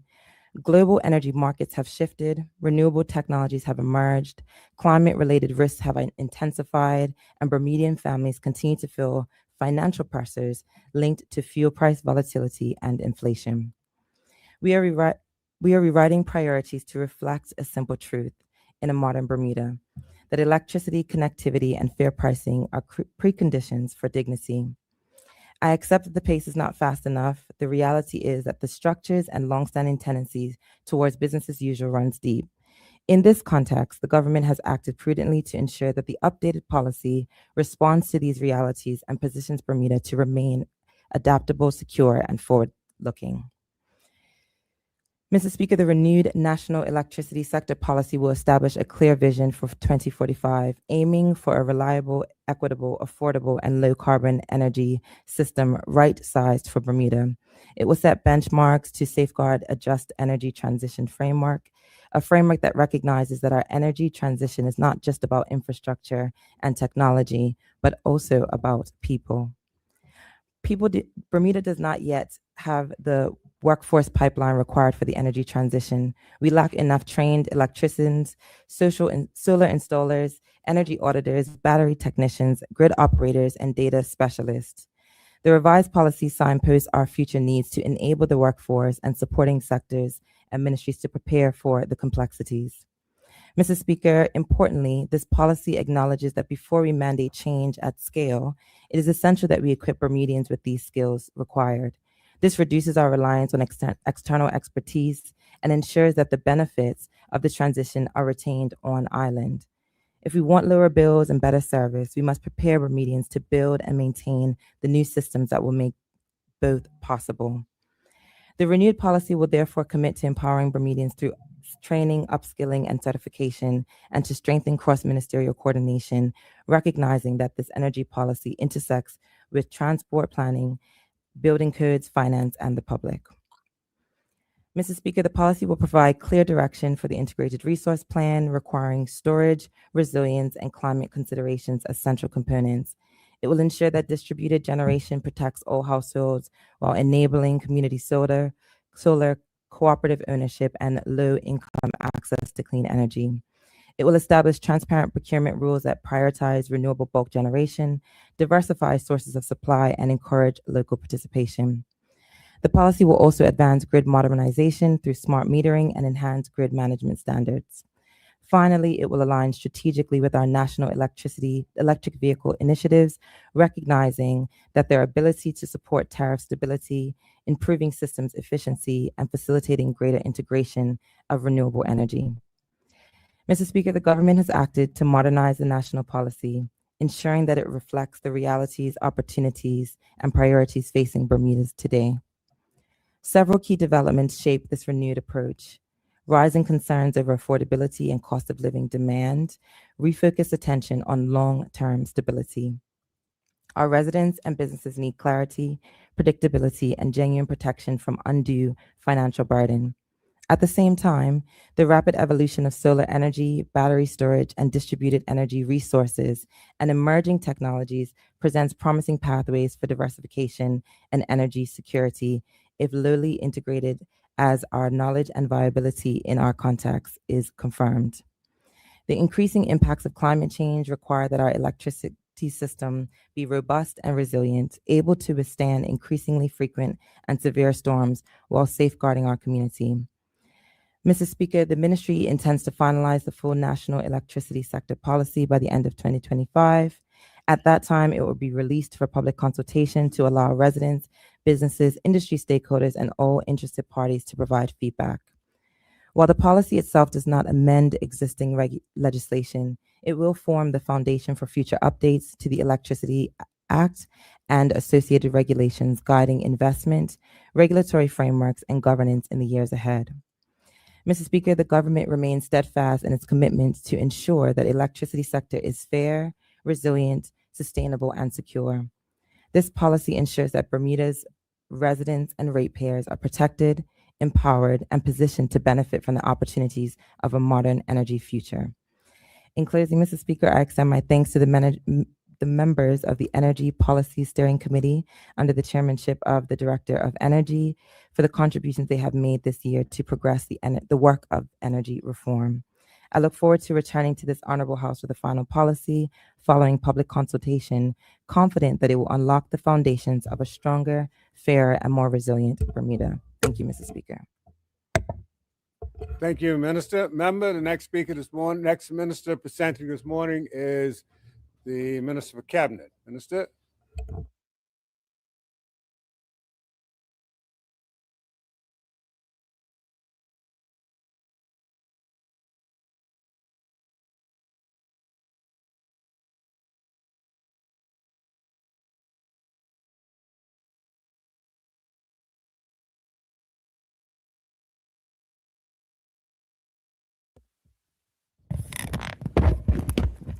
Mr. Speaker, I rise today to provide this honorable House with an update on government's ongoing work to advance comprehensive electoral reform. My remarks today will focus solely on the process this government has undertaken and intends to follow. In full respect of Standing Order 20, I will not refer to or comment on any other matter that may be before this House now or in the future. Mr. Speaker, this work on electoral reform is not new.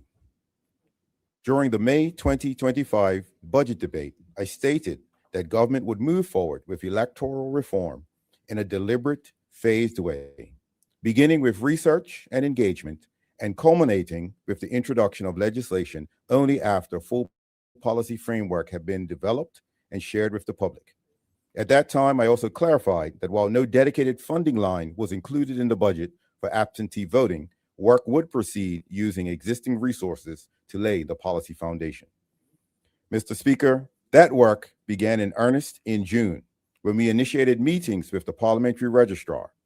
These discussions focused on how our elections are administered in practice and what changes may be needed to support a modern, secure, and fair voting system. I want to thank the registrar for her continued engagement, which remains central to this work. Mr. Speaker, in August, plans to host virtual and in-person meetings were finalized. Additionally, research on voting systems worldwide that employ absentee voting, along with research on the Commonwealth Parliamentary Association's election benchmarks, was conducted. Mr. Speaker, in October and November, we hosted 2 virtual sessions with Bermudian students overseas and local youth groups. These young voters shared frank and constructive feedback about the barriers they face when trying to vote from abroad. The conversations covered concerns such as eligibility, verification, timing, and trust. Their contributions have been instrumental in shaping how we have to think about absentee voting in the broader reform process.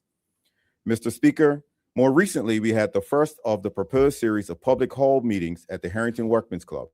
Approximately 35 people attended, and we presented the 4 pillars guiding this work: voter access and registration, election day processes, campaign and election finance rules, governance and oversight through the Parliamentary Registrar's Office. The questions we received both from the floor and anonymously through the online question application Slido reflected a clear public understanding that this reform cannot be about just one issue. Mr. Speaker, people asked about voter roll accuracy, election day consistency, political financing, digital campaigning, and the need for strong independent oversight. What we heard from the public aligns what we've said from the beginning. This work must be approached as a complete package, not a set of isolated changes. I also want to thank the One Bermuda Alliance MP, senator, and former election candidate who attended the town hall for their participation. I'm encouraged to see the embracing of the obvious need for bipartisan support for electoral reform. Mr. Speaker, from the beginning, we have said that the people of Bermuda will help shape these reforms. This is not just good policy, but this is how you build public trust. We will continue this engagement with at least 5 more town halls planned across the island on January 5th, 8th, 15th, 19th, and the 22nd, and 2 more hybrid virtual sessions with overseas Bermudian students scheduled for December 22nd and January 20th. Structured dialogue with public political parties and civil society, and the formation of a working group to guide the development of the electoral reform policy framework. Additionally, the government's Bermuda Citizens Forum webpage will be used to foster public dialogue and conversation on this topic. Mr. Speaker, we aim to finalize and publish the policy framework in early 2026. The drafting of legislation will follow only after that work is complete. This reflects our long-held belief, supported by our public statements, that if we are going to modernize our elections, we must do it the right way, with research, with public consultation, and with careful design. Our democracy is one of the few things in Bermuda that belong to all of us, and the changes we make must be built to last, regardless of who sits in what side of this house. Thank you, Mr. Speaker. Thank you, Minister. I believe the next statement is yours as well. Yes, sir. Continue Yes, on. Mr. Speaker. Mr. Speaker, I rise today to mark an important milestone in our island's digital future. I'm honored to announce the launch of the government's Digital Transformation Program. This multi-year partnership will strengthen our services, expand digital inclusion, and lay the foundation for a modern, responsive public sector. More than a mere technological upgrade, this program represents a fundamental shift on how government will deliver services efficiently, securely, and with the level of convenience that residents expect and deserve. Through this partnership, Bermuda's public service will evolve into a connected, integrated, and citizen-centered enterprise. Mr. Speaker, at the heart of the Digital Transformation Program is a vision of a unified digital platform where residents and businesses can complete government transactions in one secure location. This will allow people to apply for licenses and permits, make payments, access public records, sign documents, and manage personal government information in one place. Avoid navigating multiple websites or waiting in long lines, and engage with the government at their convenience through mobile devices and online services. While convenience is important, this program is fundamentally about good governance. Streamlining digital services will reduce wait times, improve transparency, and strengthen accountability. It will give us the opportunity to redesign services from the ground up to create an inclusive, efficient, and globally competitive digital society. Privacy, cybersecurity, and public trust will remain at the center of every decision we make. Mr. Speaker, this program is possible because of an historic agreement between the government of Bermuda and Paradise Mobile, supported by Google Cloud and its global premier partner, Abacus. Paradise Mobile, founded in Bermuda in 2020, started as a homegrown, cloud-native, AI-first, and innovative-driven startup. It did not merely set out to provide mobile services. It sought to build the digital foundation for Bermuda's future. The company has already demonstrated its commitment to Bermuda through initiatives such as its digital onboarding platform, which meets electronic Know Your Customer requirements comparable to international banks and allows customers to sign up from the comfort of their home. And this is the same spirit of innovation that will be applied to transform government services. Mr. Speaker, partnering with Google Cloud, one of the world's most trusted digital infrastructure providers, opens up a world-class technology capabilities while keeping local expertise at the center of delivery. Google's global platform, combined with the systems integration and AI expertise of Abacus, which has a proven record of delivering large-scale digital transformational programs, gives Bermuda access to cutting-edge tools for secure cloud infrastructure, AI-enabled service design, data management frameworks, and citizen-facing digital tools. These capabilities will enable us to advance our digital maturity through 2026 and beyond, ensuring that Bermuda remains competitive in the global digital economy. Mr. Speaker, partnership is not theoretical. It builds on concrete solutions that are already working. Paradise Mobile has deployed AI platforms that automatically optimize its network without the need to dispatch engineers to cell sites. Their digital onboarding also allows customers to be verified and connected in minutes, not days, using secure electronic ID checks. By deploying these solutions internally, they have tested and refined government-grade cloud-native services at scale. Bringing these capabilities into government will pave the way for convenience and practicability. Tasks that once took days or weeks can now be completed in minutes. Mr. Speaker, moreover, the problem will establish single sign-on for government services, a cornerstone of modern connected services, ensuring that citizens' data is protected and their experience with government is smoother and more convenient.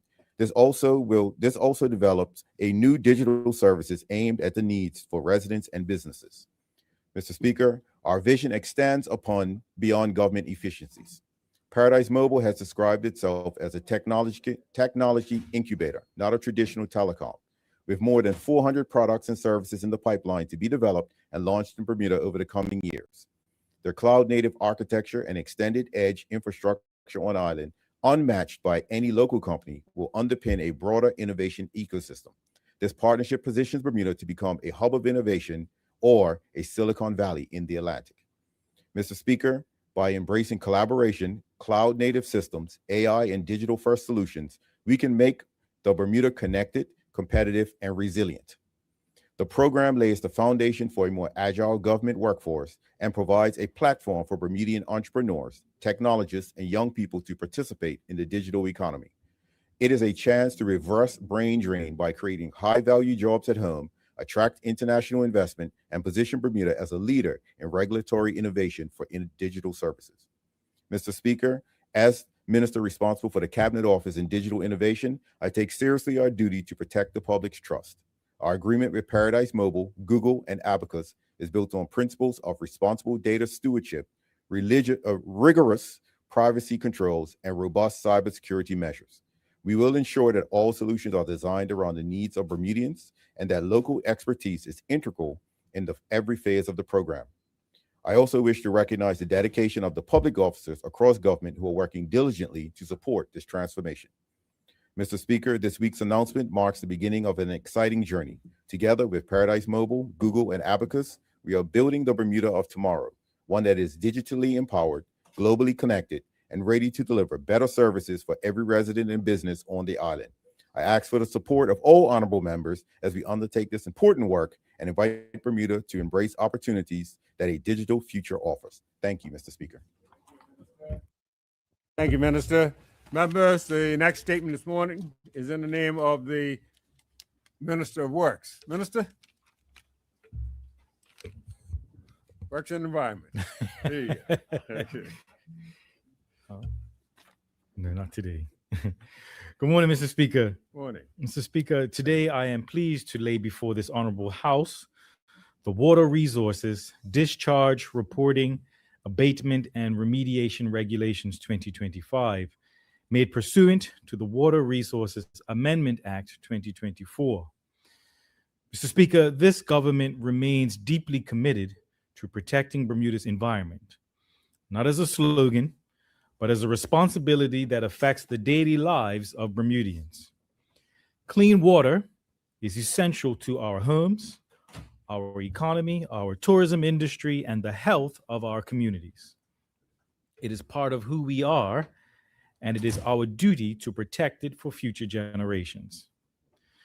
Mr. Speaker, these regulations address spills of fuel, oil, and hazardous chemicals that can seep into the ground and potentially spread and contaminate our groundwater, ponds, marshes, and ultimately our surrounding seas. This is not abstract.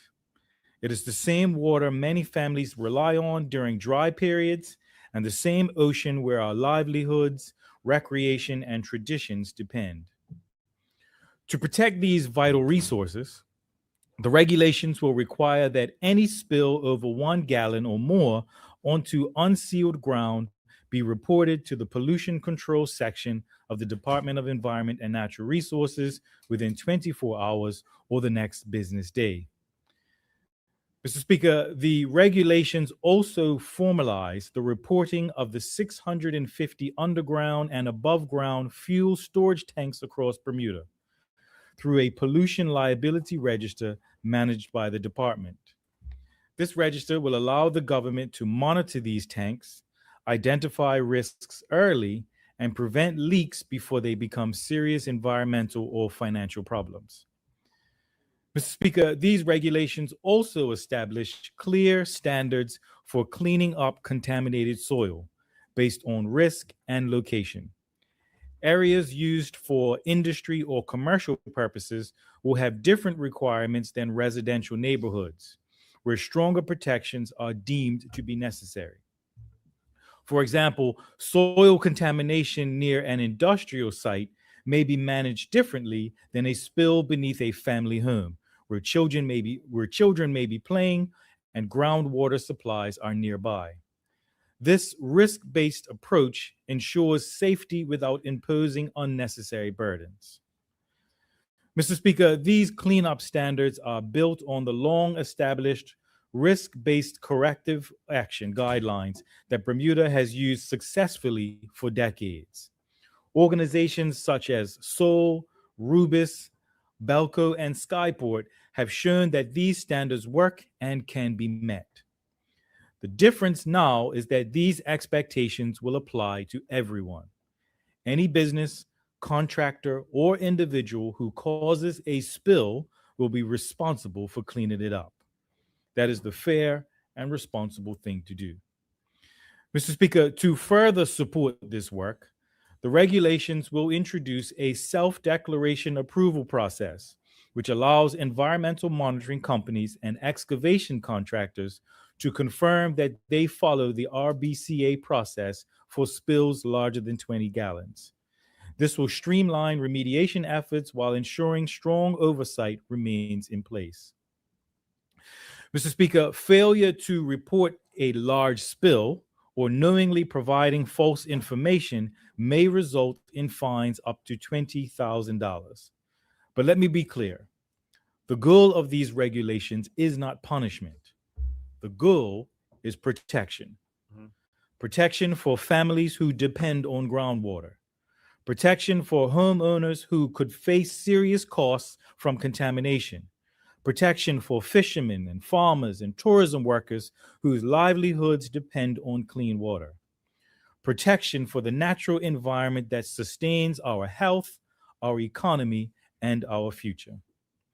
Mr. Speaker, by taking responsibility for our environment today, we strengthen the communities we live in now and protect the Bermuda that will follow us. With cooperation, clarity, and shared purpose, we can preserve an island that remains clean, healthy, and sustainable, not only for visitors, but for the people who are proud to call Bermuda home. Thank you, Mr. Speaker. Thank you, Minister. Members, the next statement this morning is in the name of the Minister of Youth, Social Development, and Seniors. Minister? Good morning. Thank you, Mr. Speaker.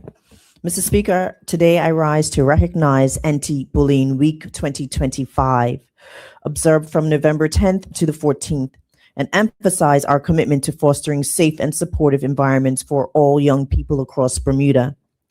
This week served as an important reminder for our community to come together to reflect on the challenges faced by our youth and renew our efforts to address and prevent bullying in all of its forms. Mr. Speaker, as part of our ongoing commitment to creating safer and more inclusive school environments, the Office of Youth Affairs organized a series of activities during Anti-Bullying Week 2025. This year's Anti-Bullying Week theme, Power for Good, encouraged young people to take action and speak out against bullying to promote positive change in their schools and communities. Throughout the week, schools across Bermuda participated in interactive workshops, assemblies, and awareness campaigns designed to educate students about the different forms of bullying and empower them to stand up against such behavior. These events provided students, educators, and parents with practical tools to recognize, prevent, and address bullying while fostering a culture of respect and kindness in our school communities. In addition to these school-based initiatives, Toya collaborated with local organizations to host panel discussions and distribute educational materials, highlighting the impact of bullying and the importance of allyship. The inclusive programming ensured that voices from across the island were heard, and students were encouraged to share their stories, seek support, and become advocates for positive change. This collective effort demonstrates our dedication to supporting Bermuda's youth and creating lasting change through education and community engagement. Research indicates that bullying has substantial consequences for victims, including psychological and emotional harm, physical symptoms, as well as social and academic challenges. The effects may vary among individuals and commonly manifest as depression, reduced self-esteem, sleep disturbances, social withdrawal, substance misuse, and decreased academic performance. Additionally, bystanders who witness bullying may also be adversely affected, experiencing feelings of guilt, fear regarding non-intervention, and increased risk of mental health concerns such as anxiety. Mr. Speaker, in September and October, students from various schools discussed bullying during Toya's Zone-In sessions. Many described personal experiences, noting its negative effects on learning, increased absenteeism to avoid bullies, and even self-harm. Mr. Speaker, for a second year, Toya is partnering with the Anti-Bullying Alliance for Anti-Bullying Week. The Anti-Bullying Alliance, founded in 2002, brings together organizations and individuals from England, Wales, and Northern Ireland to end bullying and create safe environments for children and young people. They officially organize Anti-Bullying Week each November. Partnering with the Anti-Bullying Alliance offers Bermuda a valuable opportunity to leverage international expertise and proven strategies in combating bullying. Through this collaboration, Bermudian youth gain access to innovative educational resources, awareness campaigns, and peer support initiatives that have shown positive outcomes in other regions. Mr. Speaker, on Friday, the 14th of November, an anti-bullying children's event was held on Cabinet grounds, which featured a range of activities for primary students representing both public and private schools. Events such as a kindness tree station, which emphasized the values of teamwork, respect, and friendship. Because this week of anti-bullying activities, more children's voices have been heard, more people know where to turn for help, and more individuals understand their responsibilities to speak up, step in, and stand alongside those who need support. Let this not be a moment, but a movement, as a true measure of our impact is what we do next. Kindness is powerful, inclusion is transformative, and silence is no longer an option. Our community is safer because we choose action. Mr. Speaker, I would like to thank all the Office of Youth Affairs staff for organizing these events that engage and educate our children and youth to help end bullying in Bermuda. Thank you, Mr. Speaker. Thank you, Minister. Members, that brings us to an end of the statements for this morning.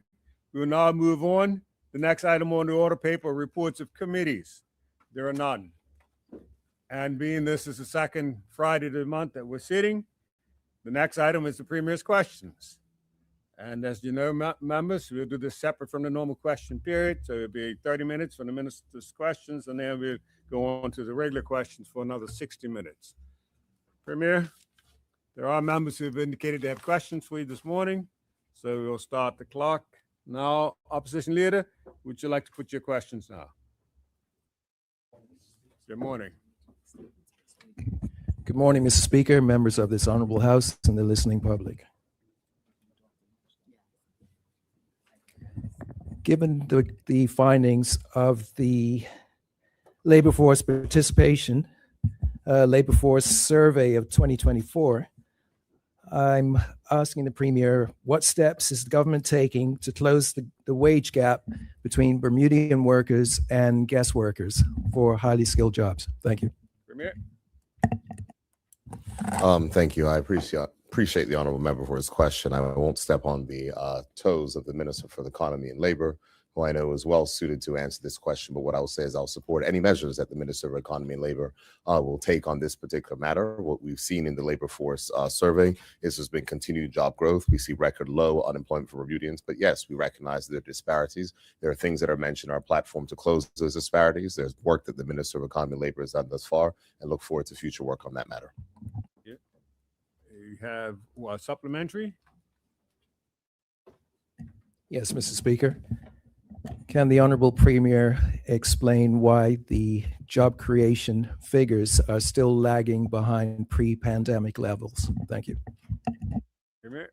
I can't say why the job creation figures are lagging behind pre-pandemic levels, but what I can say, Mr. Speaker, is that our economy, overall compensation, and other matters are higher than they were before the pandemic. The economy has recovered due to the government's successful execution of the economic recovery plan, and we know that there'll be more jobs that are coming online next year with the reopening of the Fairmont Southampton property, a project which we understand there were challenges from the other side. This government is going ahead and getting along with the work to secure investment in this country. We have a record number of international business jobs. We're continuing to see investment in tourism properties, continuing to see investment in residential, continuing to see investment in office projects, and the economy is looking brighter for the future, and we're going to continue to press ahead on that. Thank you, Mr. Speaker. Thank you. Second question? Yes, Mr. Speaker. This is regarding housing and derelict properties. Can the Premier confirm how many government-owned derelict or unoccupied units exist and why so many continue to sit empty during this housing crisis? Thank you. Mr. Speaker, I do believe that those answers have been provided previously to the honorable member. What I can say to the honorable member is whether it's on the housing matters of which we do from the Minister of Housing or others, I think the honorable member would recognize and understand that if you're going to make sure that you address a housing crisis, it may sound good to tackle a derelict building, but if a derelict building is more expensive than new construction or other things, that would probably not make the best sense. But those matters have been provided previously. I do believe he's probably even asked those questions in this session to get written answers on the number of derelict houses that exist in government for government estates. So I believe the honorable member has those answers, but if not, I'm happy if he writes me, I can provide those answers very specifically. I'm sure the honorable member would not expect me to have the number of derelict houses off the top of my seat at Premier's question time. Yep. Supplementary? Third question? Third question, Mr. Speaker. Go ahead. This regards with regard to healthcare and aging population. Can the Premier explain what this government is doing to fix long delays for diagnostic imaging, specialist appointments, and long-term care placements for seniors? Thank you.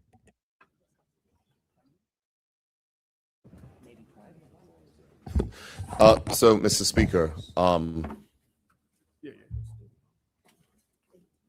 Yeah. you want me to go? Mr. Speaker, I'm not entirely certain what the honorable member is speaking about in regards to delays in diagnostic imaging, but I'm happy to answer the question related to matters related to long-term care. What I could tell the honorable member is long-term care is something that is an issue here in Bermuda, but also globally. But I think you can also recognize that by the measures announced by the Minister of Health last week, which were to, as of January 1st, to eliminate the waiting period for the personal home care benefit, looking to get people out of the hospital, as we recognize that that actually is cheaper for the economy. But in addition to that, there is a long-term healthcare strategy, which is going on between the Minister of Health and also the Minister of Youth, Social Development, and Seniors, which will be brought forward next year. There's working groups that are taking place in government. There was also a capstone course with high-level public officers who have determined these particular matters around the long-term care strategy. There's additional government funding that is going towards that. The Minister of Health will bring something forward towards the cabinet in regard to long-term care spaces. But I think it's also important to note the government has supported the development of private sector long-term care facilities for senior citizens or for those persons who may require those. And we recognize that there's a number of those particular properties that are currently under construction. Thank you. Supplementary? Yes, Mr. Speaker. Would the Honorable Premier commit to providing a report to this House within the first 3 months of 2026 regarding the progress being made towards medically fit for discharge seniors entering suitable accommodation? Thank you. That's my final question. Mr. Speaker, the Minister of Health has indicated that she's happy to make sure that is provided. Thank you. Okay. Thank you. The next member that has questions for you is the MP Linda Smith. Good morning, Mr. Speaker and honorable members of the House. Earlier this year, government said it was planning to launch a public awareness campaign about full membership in CARICOM. The expectation was that it would begin in November, and so far that hasn't happened. However, over the weekend, I participated in a telephone survey that asked participants whether they agreed with a list of suggested benefits of full membership in CARICOM. The survey especially listed the following suggested benefits: expansion of economic and trade opportunities, greater energy alternatives, stronger food supply, better security, human development, environmental coordination, health and safety, digital economy, university opportunities, and cultural opportunities. Participants were asked to rate their agreement to those suggestions. Now, given that the public has really been given no formal information on the costs, benefits, or risks of CARICOM, the questions did seem to me pretty premature. So my question now is, what is the government's plan and timeline for public awareness on full membership, and what can we expect? Thank you. Thank you, Mr. Speaker. I'm uncertain if the Minister of Home Affairs has provided answers to those questions in the public domain, but I think when these particular questions have been asked, we said we are still awaiting feedback from the United Kingdom. We still intend on publishing the document, but we're not going to publish the document until we have the complete information. I hope the honorable members would certainly understand that. Supplementary? Yes, I do. Given that the participants in the survey haven't received sufficient information to develop an informed opinion, how will the data that will come from this survey be used and represented as part of the whole informational campaign? Mr. Speaker, I cannot answer a hypothetical question on the floor of the House, but I'm certain that what will happen is that we'll have a full and robust public consultation as has been promised in the throne speech. Yep. Thank you. Now, you only have one question, one sub. Okay, thank you. The next member has questions now, be MP Swan. Would you like to put a question? Your question? Yes, good morning, and thank you, Mr. Speaker. Morning. Mr. Speaker, I'm speaking, in speaking with constituents, I can confirm that the number one issue is the cost of living. I know the Honorable Premier knows this to be true. So, Mr. Speaker, can the Honorable Premier please update this Honorable House on what actions the government has taken this year to reduce the cost of living for Bermudians? Mr. Speaker, I thank the honorable member for his question, and I will agree with him that the number one issue is without question the cost of living. And I'm certain that honorable members across the House would welcome the steps and progress which have been made underneath this government, specifically with the Minister of Home Affairs, who has focused with laser-like precision on matters that are related to the cost of living.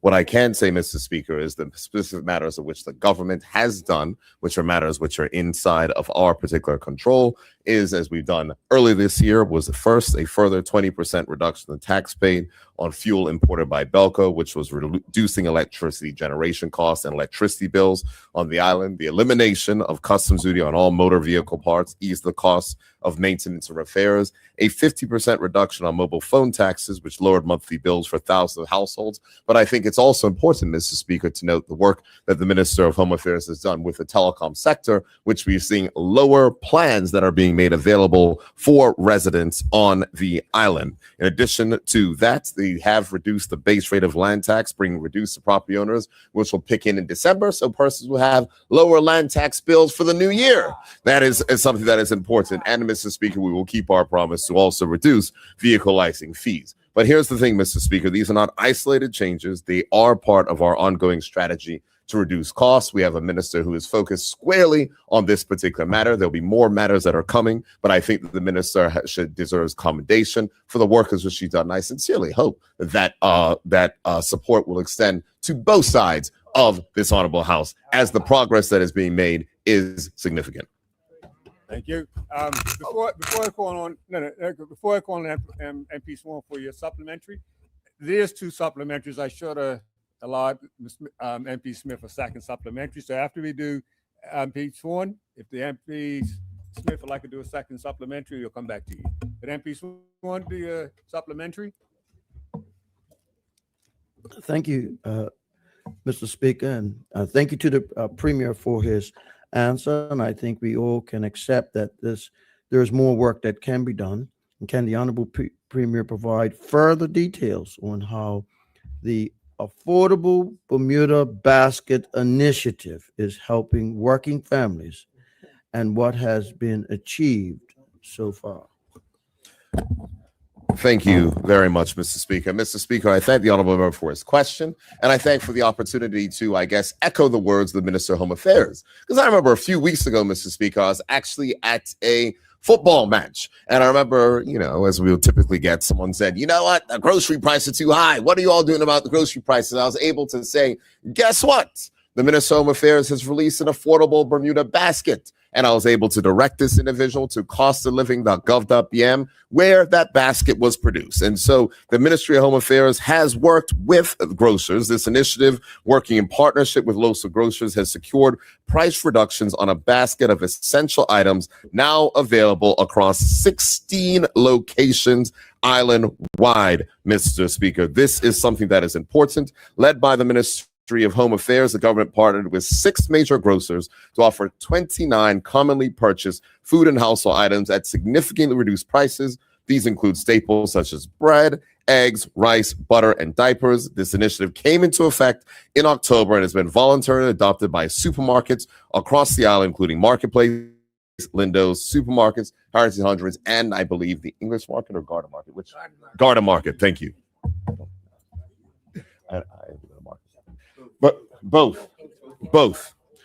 Thank you. Mr. Speaker, the public can now clearly see marked signage for in-store participating items, and there has also been a dedicated website that has been launched, costofliving.gov.bm, where people can track savings and access information. This is about transparency, fairness, and real relief for Bermudians at the point of sale, demonstrating that this government is doing everything it can to deliver on its promise to reduce the cost of living.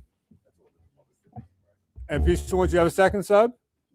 Yes, Mr. Speaker. I guess that game was the one between St. George's and Cougars that ended in a thrilling 3-3 tie. Mike St. George's Colts are playing good ball, but we wanted the victory that time. A great initiative, Mr. Speaker. A final supplementary.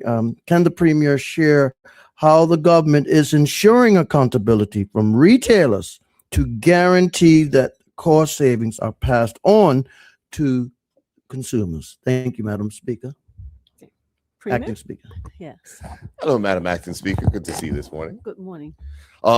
Thank you very much. Madam Acting Speaker, the honorable member does raise a key point, and to certainly support accountability, the Ministry of Home Affairs, in conjunction with the Ministry of Finance, in the next session, will be bringing forward further amendments to the Cost of Living Commission Act, making sure that we can expand its powers to examine business pricing and practices and access records where necessary. This is something that was put forward inside of our election manifestos and also spoken about in the throne speech. And this is to ensure that duty and tax reductions are not just absorbed into margins, but are reflected in lower prices for consumers. Additionally, by publishing the list of participating grocers and ensuring public visibility through in-store signage and online updates, we're building a culture of transparency that will empower consumers and also to encourage compliance. Also, Mr. Speaker, I can state that the Ministry of Home Affairs is working along with the Ministry of Finance to launch the awaited price transparency app, which will cover the essential goods inside of these particular supermarkets to allow persons to track these particular items in regular updates so people can compare the prices of food items, essential items, amongst the retailers on the island. And therefore, I would encourage all members and the people of Bermuda to visit costofliving.gov.bm so you can see all of the measures that the government is taking to ensure that we can reduce the cost of living and the cost of doing business for Bermudians. Thank you, Premier. I think the member used up his second supplemental. So I'm going to go back to Member Smith so that she can ask her second supplemental. Thank you, Madam Speaker. Just to put it in context so we don't lose where we were, my questions were about the public survey that's been done with respect to CARICOM membership. And I actually took the survey, so my questions are in relation to the questions that were asked to me and the information that's out there and how all that will come together to produce a public awareness campaign. So my supplemental question was public awareness is one thing and consultation is another matter. The survey also asked whether participants feel that CARICOM membership should be decided by a referendum. And my question is, what are the plans for participatory consultation on this? Thank you. Thank you. Premier? Thank you. When the consultation begins, Madam Acting Speaker, those plans will be revealed, but I can share with the honorable member, as I said in numerous times in this House, this will not be going to referendum. It will be decided by the people's elected representatives right here in this House. Thank you, Premier. Now, I think it's Member Fay has questions for the Premier. Member? Good morning, Madam Acting Speaker. Given the recent success of the Bermuda government in respect of the Privy Council hearing on municipality reform, is it anticipated that the Municipal Reform Act will be retabled in the House in the coming session? Premier? Mr. Speaker, I will not get ahead of the cabinet on this one particularly, and if there's news to report, but I will say that certainly we have won on this. We have prevailed. It is very simple. And I think I would like to take the time to actually educate members of where this came from, because I think that it is an important point, and I think that members of the public need to know and to understand. When this government was elected in 2017, matters that were related to the municipalities were not on our agenda. They were not.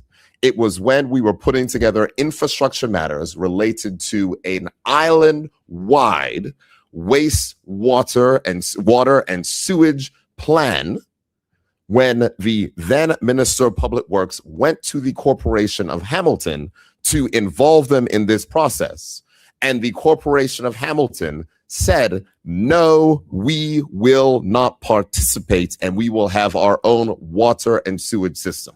Now, Mr. Speaker, please explain to me how, on an island of 21 square miles, we need 2 water and sewage systems when it is far more efficient for there to be one for the entire country. That, Mr. Speaker, is what led us down the road exploring municipal reforms, because if those type of issues can happen from a subnational government when talking about national infrastructure, those are where the challenges arose. It is important, Mr. Speaker, that the government in 21 square miles, we are not where we were when municipalities were started, where there may have been a time for these certain things, work together to make sure that we have common infrastructure so that we can advance the views and thoughts of the entire island as a whole, and not just the municipalities.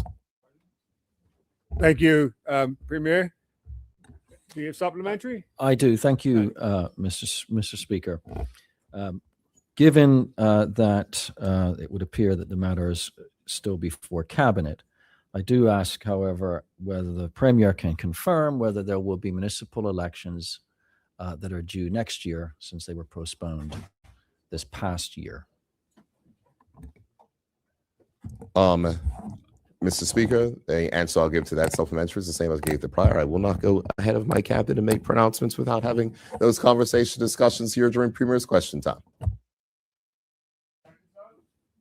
Seconds up? No, thank you. Okay. Thank you. The next question this morning would be from MP Government Whip, MP Terrell. Good morning, Mr. Speaker and colleagues. Mr. Speaker, in July this year, on the floor of this House, I asked the Premier about support for community clubs as outlined in the budget. At that time, the Premier advised that $1 million had been allocated for grants and a new online form had been created for clubs to apply for support. Can the Honorable Premier advise this Honorable House if any clubs have applied and been approved for grants since then? Premier. Great question. Thank you, Mr. Speaker, and I thank the honorable member for following up on this important matter. And I do know that the community clubs in our community were, I guess I would say, anxiously awaiting updates. I would like to, Mr. Speaker, take this opportunity to express regret on behalf of the Cabinet Office for the delay in processing of these. There were some internal matters with resourcing, but we were able to advance these particular matters. And I am pleased to give this update to the House. Mr. Speaker, as I stated previously, community and sporting clubs were invited to apply for the Department of Sports and Recreation. A total of 27 clubs applied for support with essential upgrades to the facilities, including repairs to roofing and flooring, upgrades to changing rooms and public bathrooms, and much needed improvements to their electrical infrastructure, to give a few examples. In the first round of approvals in November, Mr. Speaker, a total of $600,000 was awarded to 20 3 community clubs from the $1 million that was allocated in this year's budget. Since then, I announced this honorable House, as we'll be debating in a supplementary later today, that an additional $500,000 will be allocated to support community clubs, bringing the total support from this government to $1.5 million. Following that announcement, all 23 clubs were approved for increases in their capital development grants, and 4 additional clubs that had also applied for support were able to be awarded grants. So all 27 clubs who did apply for grants were awarded grants, and these grants range from $85,000, Mr. Speaker, down to, I think the smallest one was $20,000. And the total allocation of $1.5 million has been awarded to those, and the check presentations will take place next Monday, December the 15th. Thank you. Supplementary. Yes, Mr. Speaker. Thank you, Mr. Speaker. See these colors here disturbing me. I could understand that. Exciting me. Mr. Speaker, I thank the Premier for the response and certainly the comparison that he already made. But my supplementary, Mr. Speaker, is I'm glad to hear that the government has continued to provide robust support to local clubs. Can the Premier confirm that I am right in assuming that the grant will not only help community clubs, but also local businesses? Premier? Thank you very much, Mr. Speaker. And the honorable member is certainly correct. Because capital development grants do support essential upgrades to club facilities and infrastructure. This, of course, means repairs to plumbing, roofing, painting, new flooring, new windows, and much more, work that is carried out by local business and contractors that we have. But I think it's also important, Mr. Speaker, to note that the work of which we're doing continues the work of which we've done. In our 2017 election manifesto, we promised to ensure that we would support community clubs. Our record has demonstrated that our community clubs have been able to benefit from these infrastructure upgrades, to provide better programming and services, and these things are also joined by other ministries who are providing such support. Thank you. Second sub? That's it for me, Mr. Okay, Speaker. thank you. Premier, the next member's question is MP Pearman. MP Pearman? Thank you, Mr. Speaker, and good morning to the listening public. Honorable Premier, have the Honorable Premier and the Honorable and Learned Attorney General now had a chance to consider further the opposition's offer to assist in reforming Bermuda's inquest laws, which we discussed in this honorable chamber back in September? As a reminder, this was for proposed changes to give Bermudian families greater ability to inquire into sudden or unexpected deaths of their loved ones. I thank the honorable member for raising the issue again. To answer his question specifically, no, we have not been able to advance those particular matters, and I'd encourage the Shadow Attorney General to reach out directly to the Attorney General on those particular matters. Supplementary? I'm grateful for that confirmation and will do so. Supplementary, as a reminder, Bermuda held only 4 public inquests in the past decade, where we saw almost 1,000 sudden or unexpected deaths. Would the Premier agree with me that this is an important issue requiring legislative change or legislative intervention? Thank you. What I would say is, Mr. Speaker, on these matters that are under the purview of the Minister of Justice, I'm not going to give the policy pronouncements, but I think in my previous answer, I did recognize this is something that has have importance for people inside the community, and I would encourage the Shadow Attorney General to write to his learned colleague who sits in another place, who they can discuss these legal matters far better than just us mere lawmakers. Further supplementary? No further. Thank you. Okay. Thank you. MP, the next one, opposition whip. Would you like to put your question? Good morning and thank you, Speaker. Just as a preference, I've been asking this question on at least 2 occasions officially and still haven't gotten an answer. And I'd like to ask of yourself as a speaker to insist that we do get an answer. And the question is this. Government was taken to court by a company called Oars Incorporated. We would like to know, how much did the government settle out of court for this case? I've asked twice and no answer.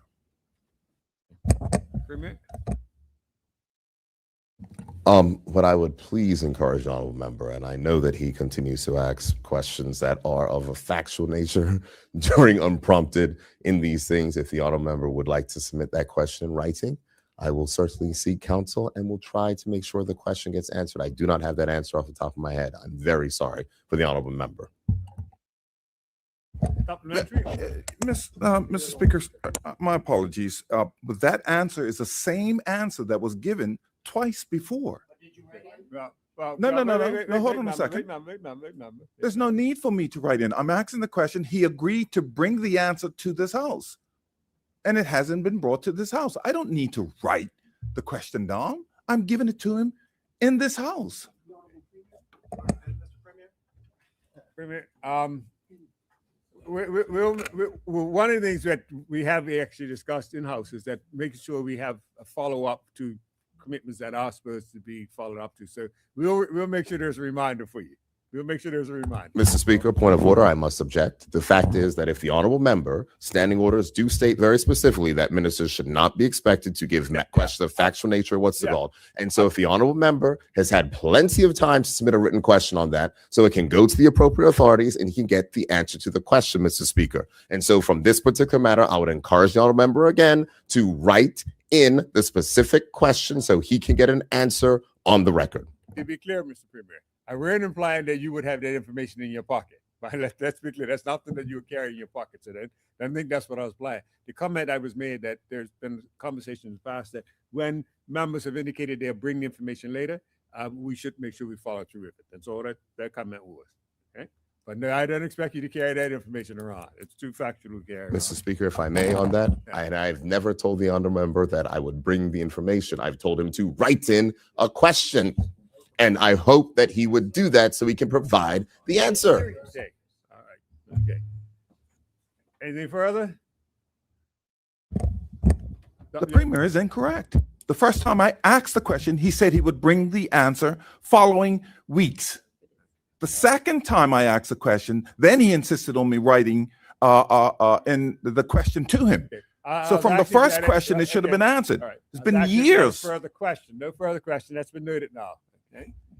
The next member has a question for you, MP. Premier is MP Deal. MP Deal.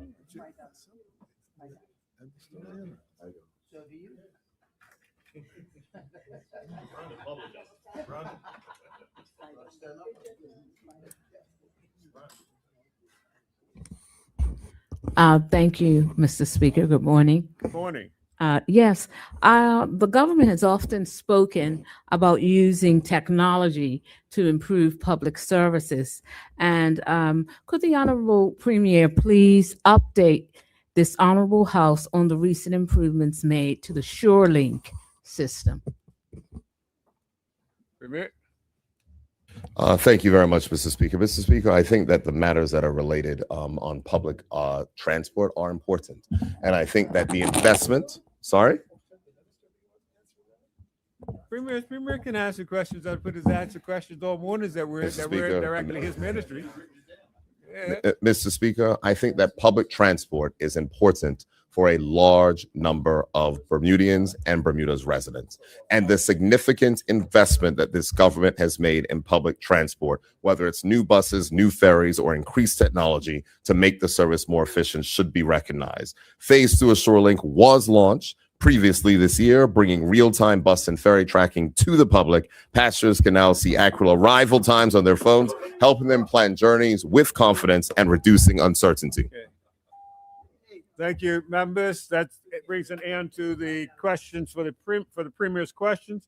We'll now move on to the general question period. And from the statements, well, first of all, before we get to statements, we've got questions from written questions that were submitted. And we'll go to the written questions first before we deal with the questions from the actual statements that were given this morning. So we'll start the clock now.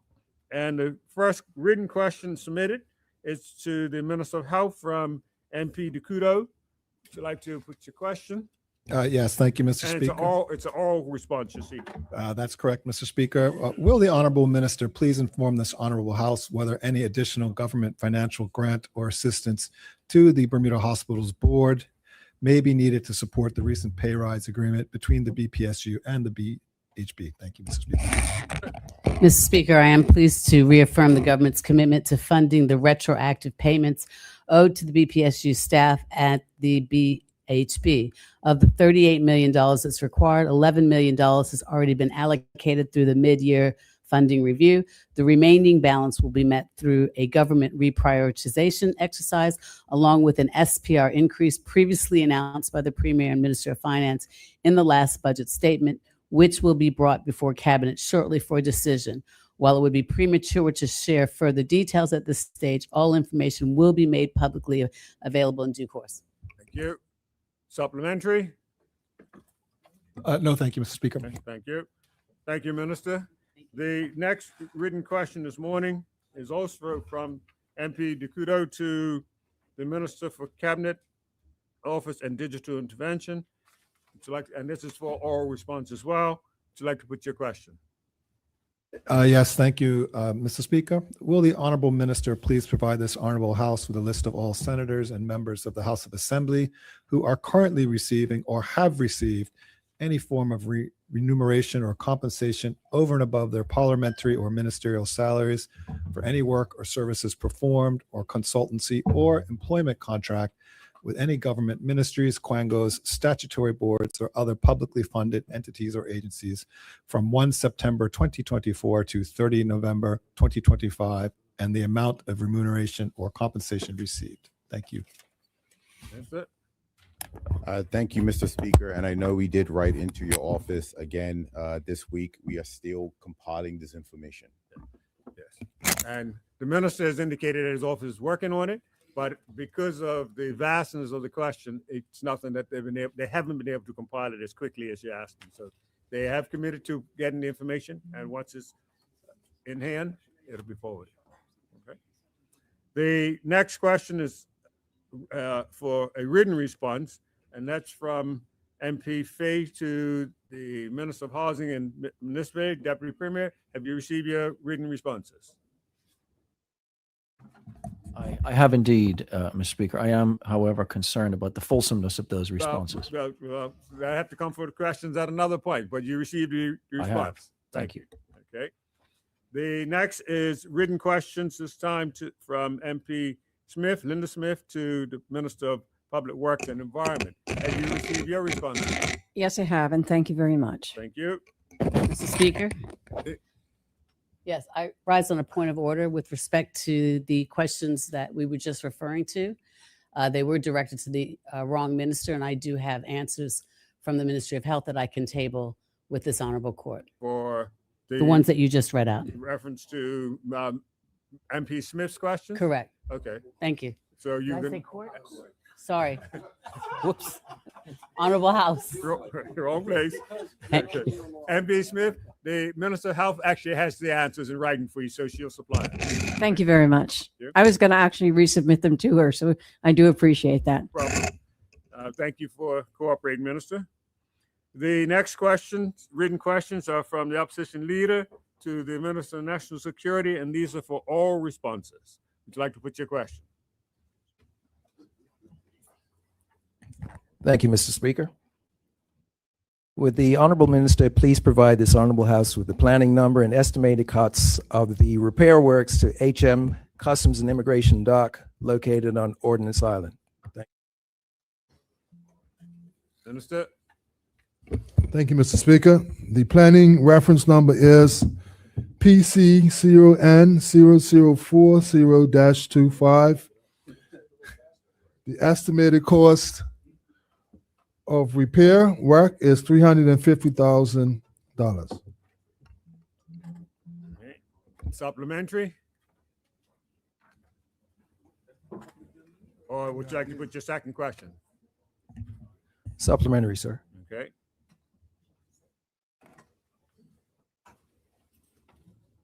Can the Honorable Minister confirm whether the funding for these repairs has already been allocated within the ministry's current budget or whether supplementing funding will be required?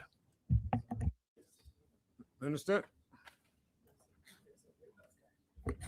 Thank you, Mr. Speaker. That the work on the dock is done by Wax Engineering. So I was assume that those works are the money's in their budget. Supplementary? Second question, please. Second question, okay. Will the Honorable Minister please advise this Honorable House what specific and increased measures are being taken to protect Bermuda from dangerous weapons, people, and drugs from entering this island?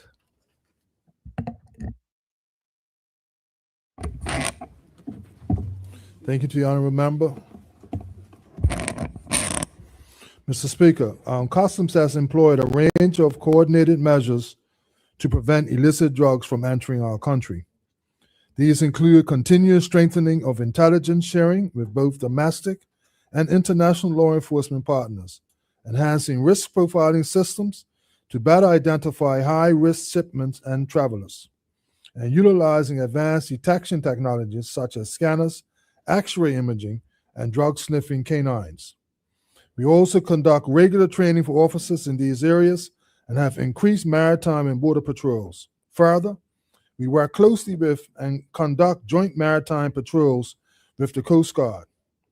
In addition, updating and implementing strong legal frameworks and conducting targeted operations help disrupt trafficking networks and support overall border security. Updating and implementing strong legal frameworks and conducting targeted operations help disrupt trafficking networks and support overall border security. Supplementary? Yes, Mr. Speaker. I'm not sure if the minister answered it or not. Can the Honorable Minister advise whether the ministry has conducted any recent risk assessments of the St. George's, Dockyard, and Hamilton ports, and what the findings were? Thank you. Minister?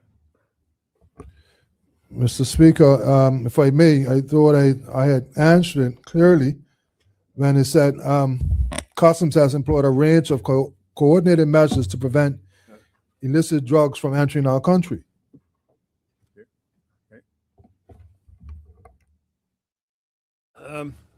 Yep. Your sub, second sub? Clarification, the question was, have they conducted any recent risk assessments of St. George's, Dockyard, and Hamilton ports, and what the findings were? What were the findings? Thank you.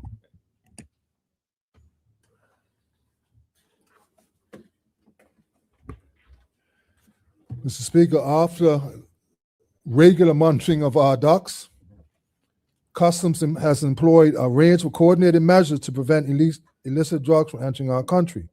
These include continuous strengthening of intelligence sharing with both domestic and international law enforcement partners, enhancing risk profiling systems to better identify high-risk shipments and travelers, and utilizing advanced detection technologies such as scanners, X-ray imaging, and drug-sniffing canines. We also conduct regular training for officers in these areas and have increased maritime and border patrols. Further, we work closely with and conduct joint maritime patrols with the Coast Guard. Those were your two subs on that one. The clock is indicating something different right now. Would you like to put your third question or hold that till we return? Thank you, Mr. Speaker. I'll do my third question. Thank you. Okay.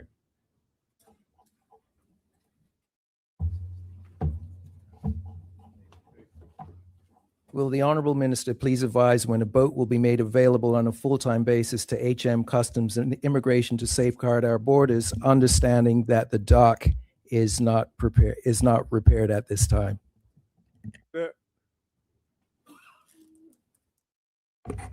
Thank you, Mr. Speaker.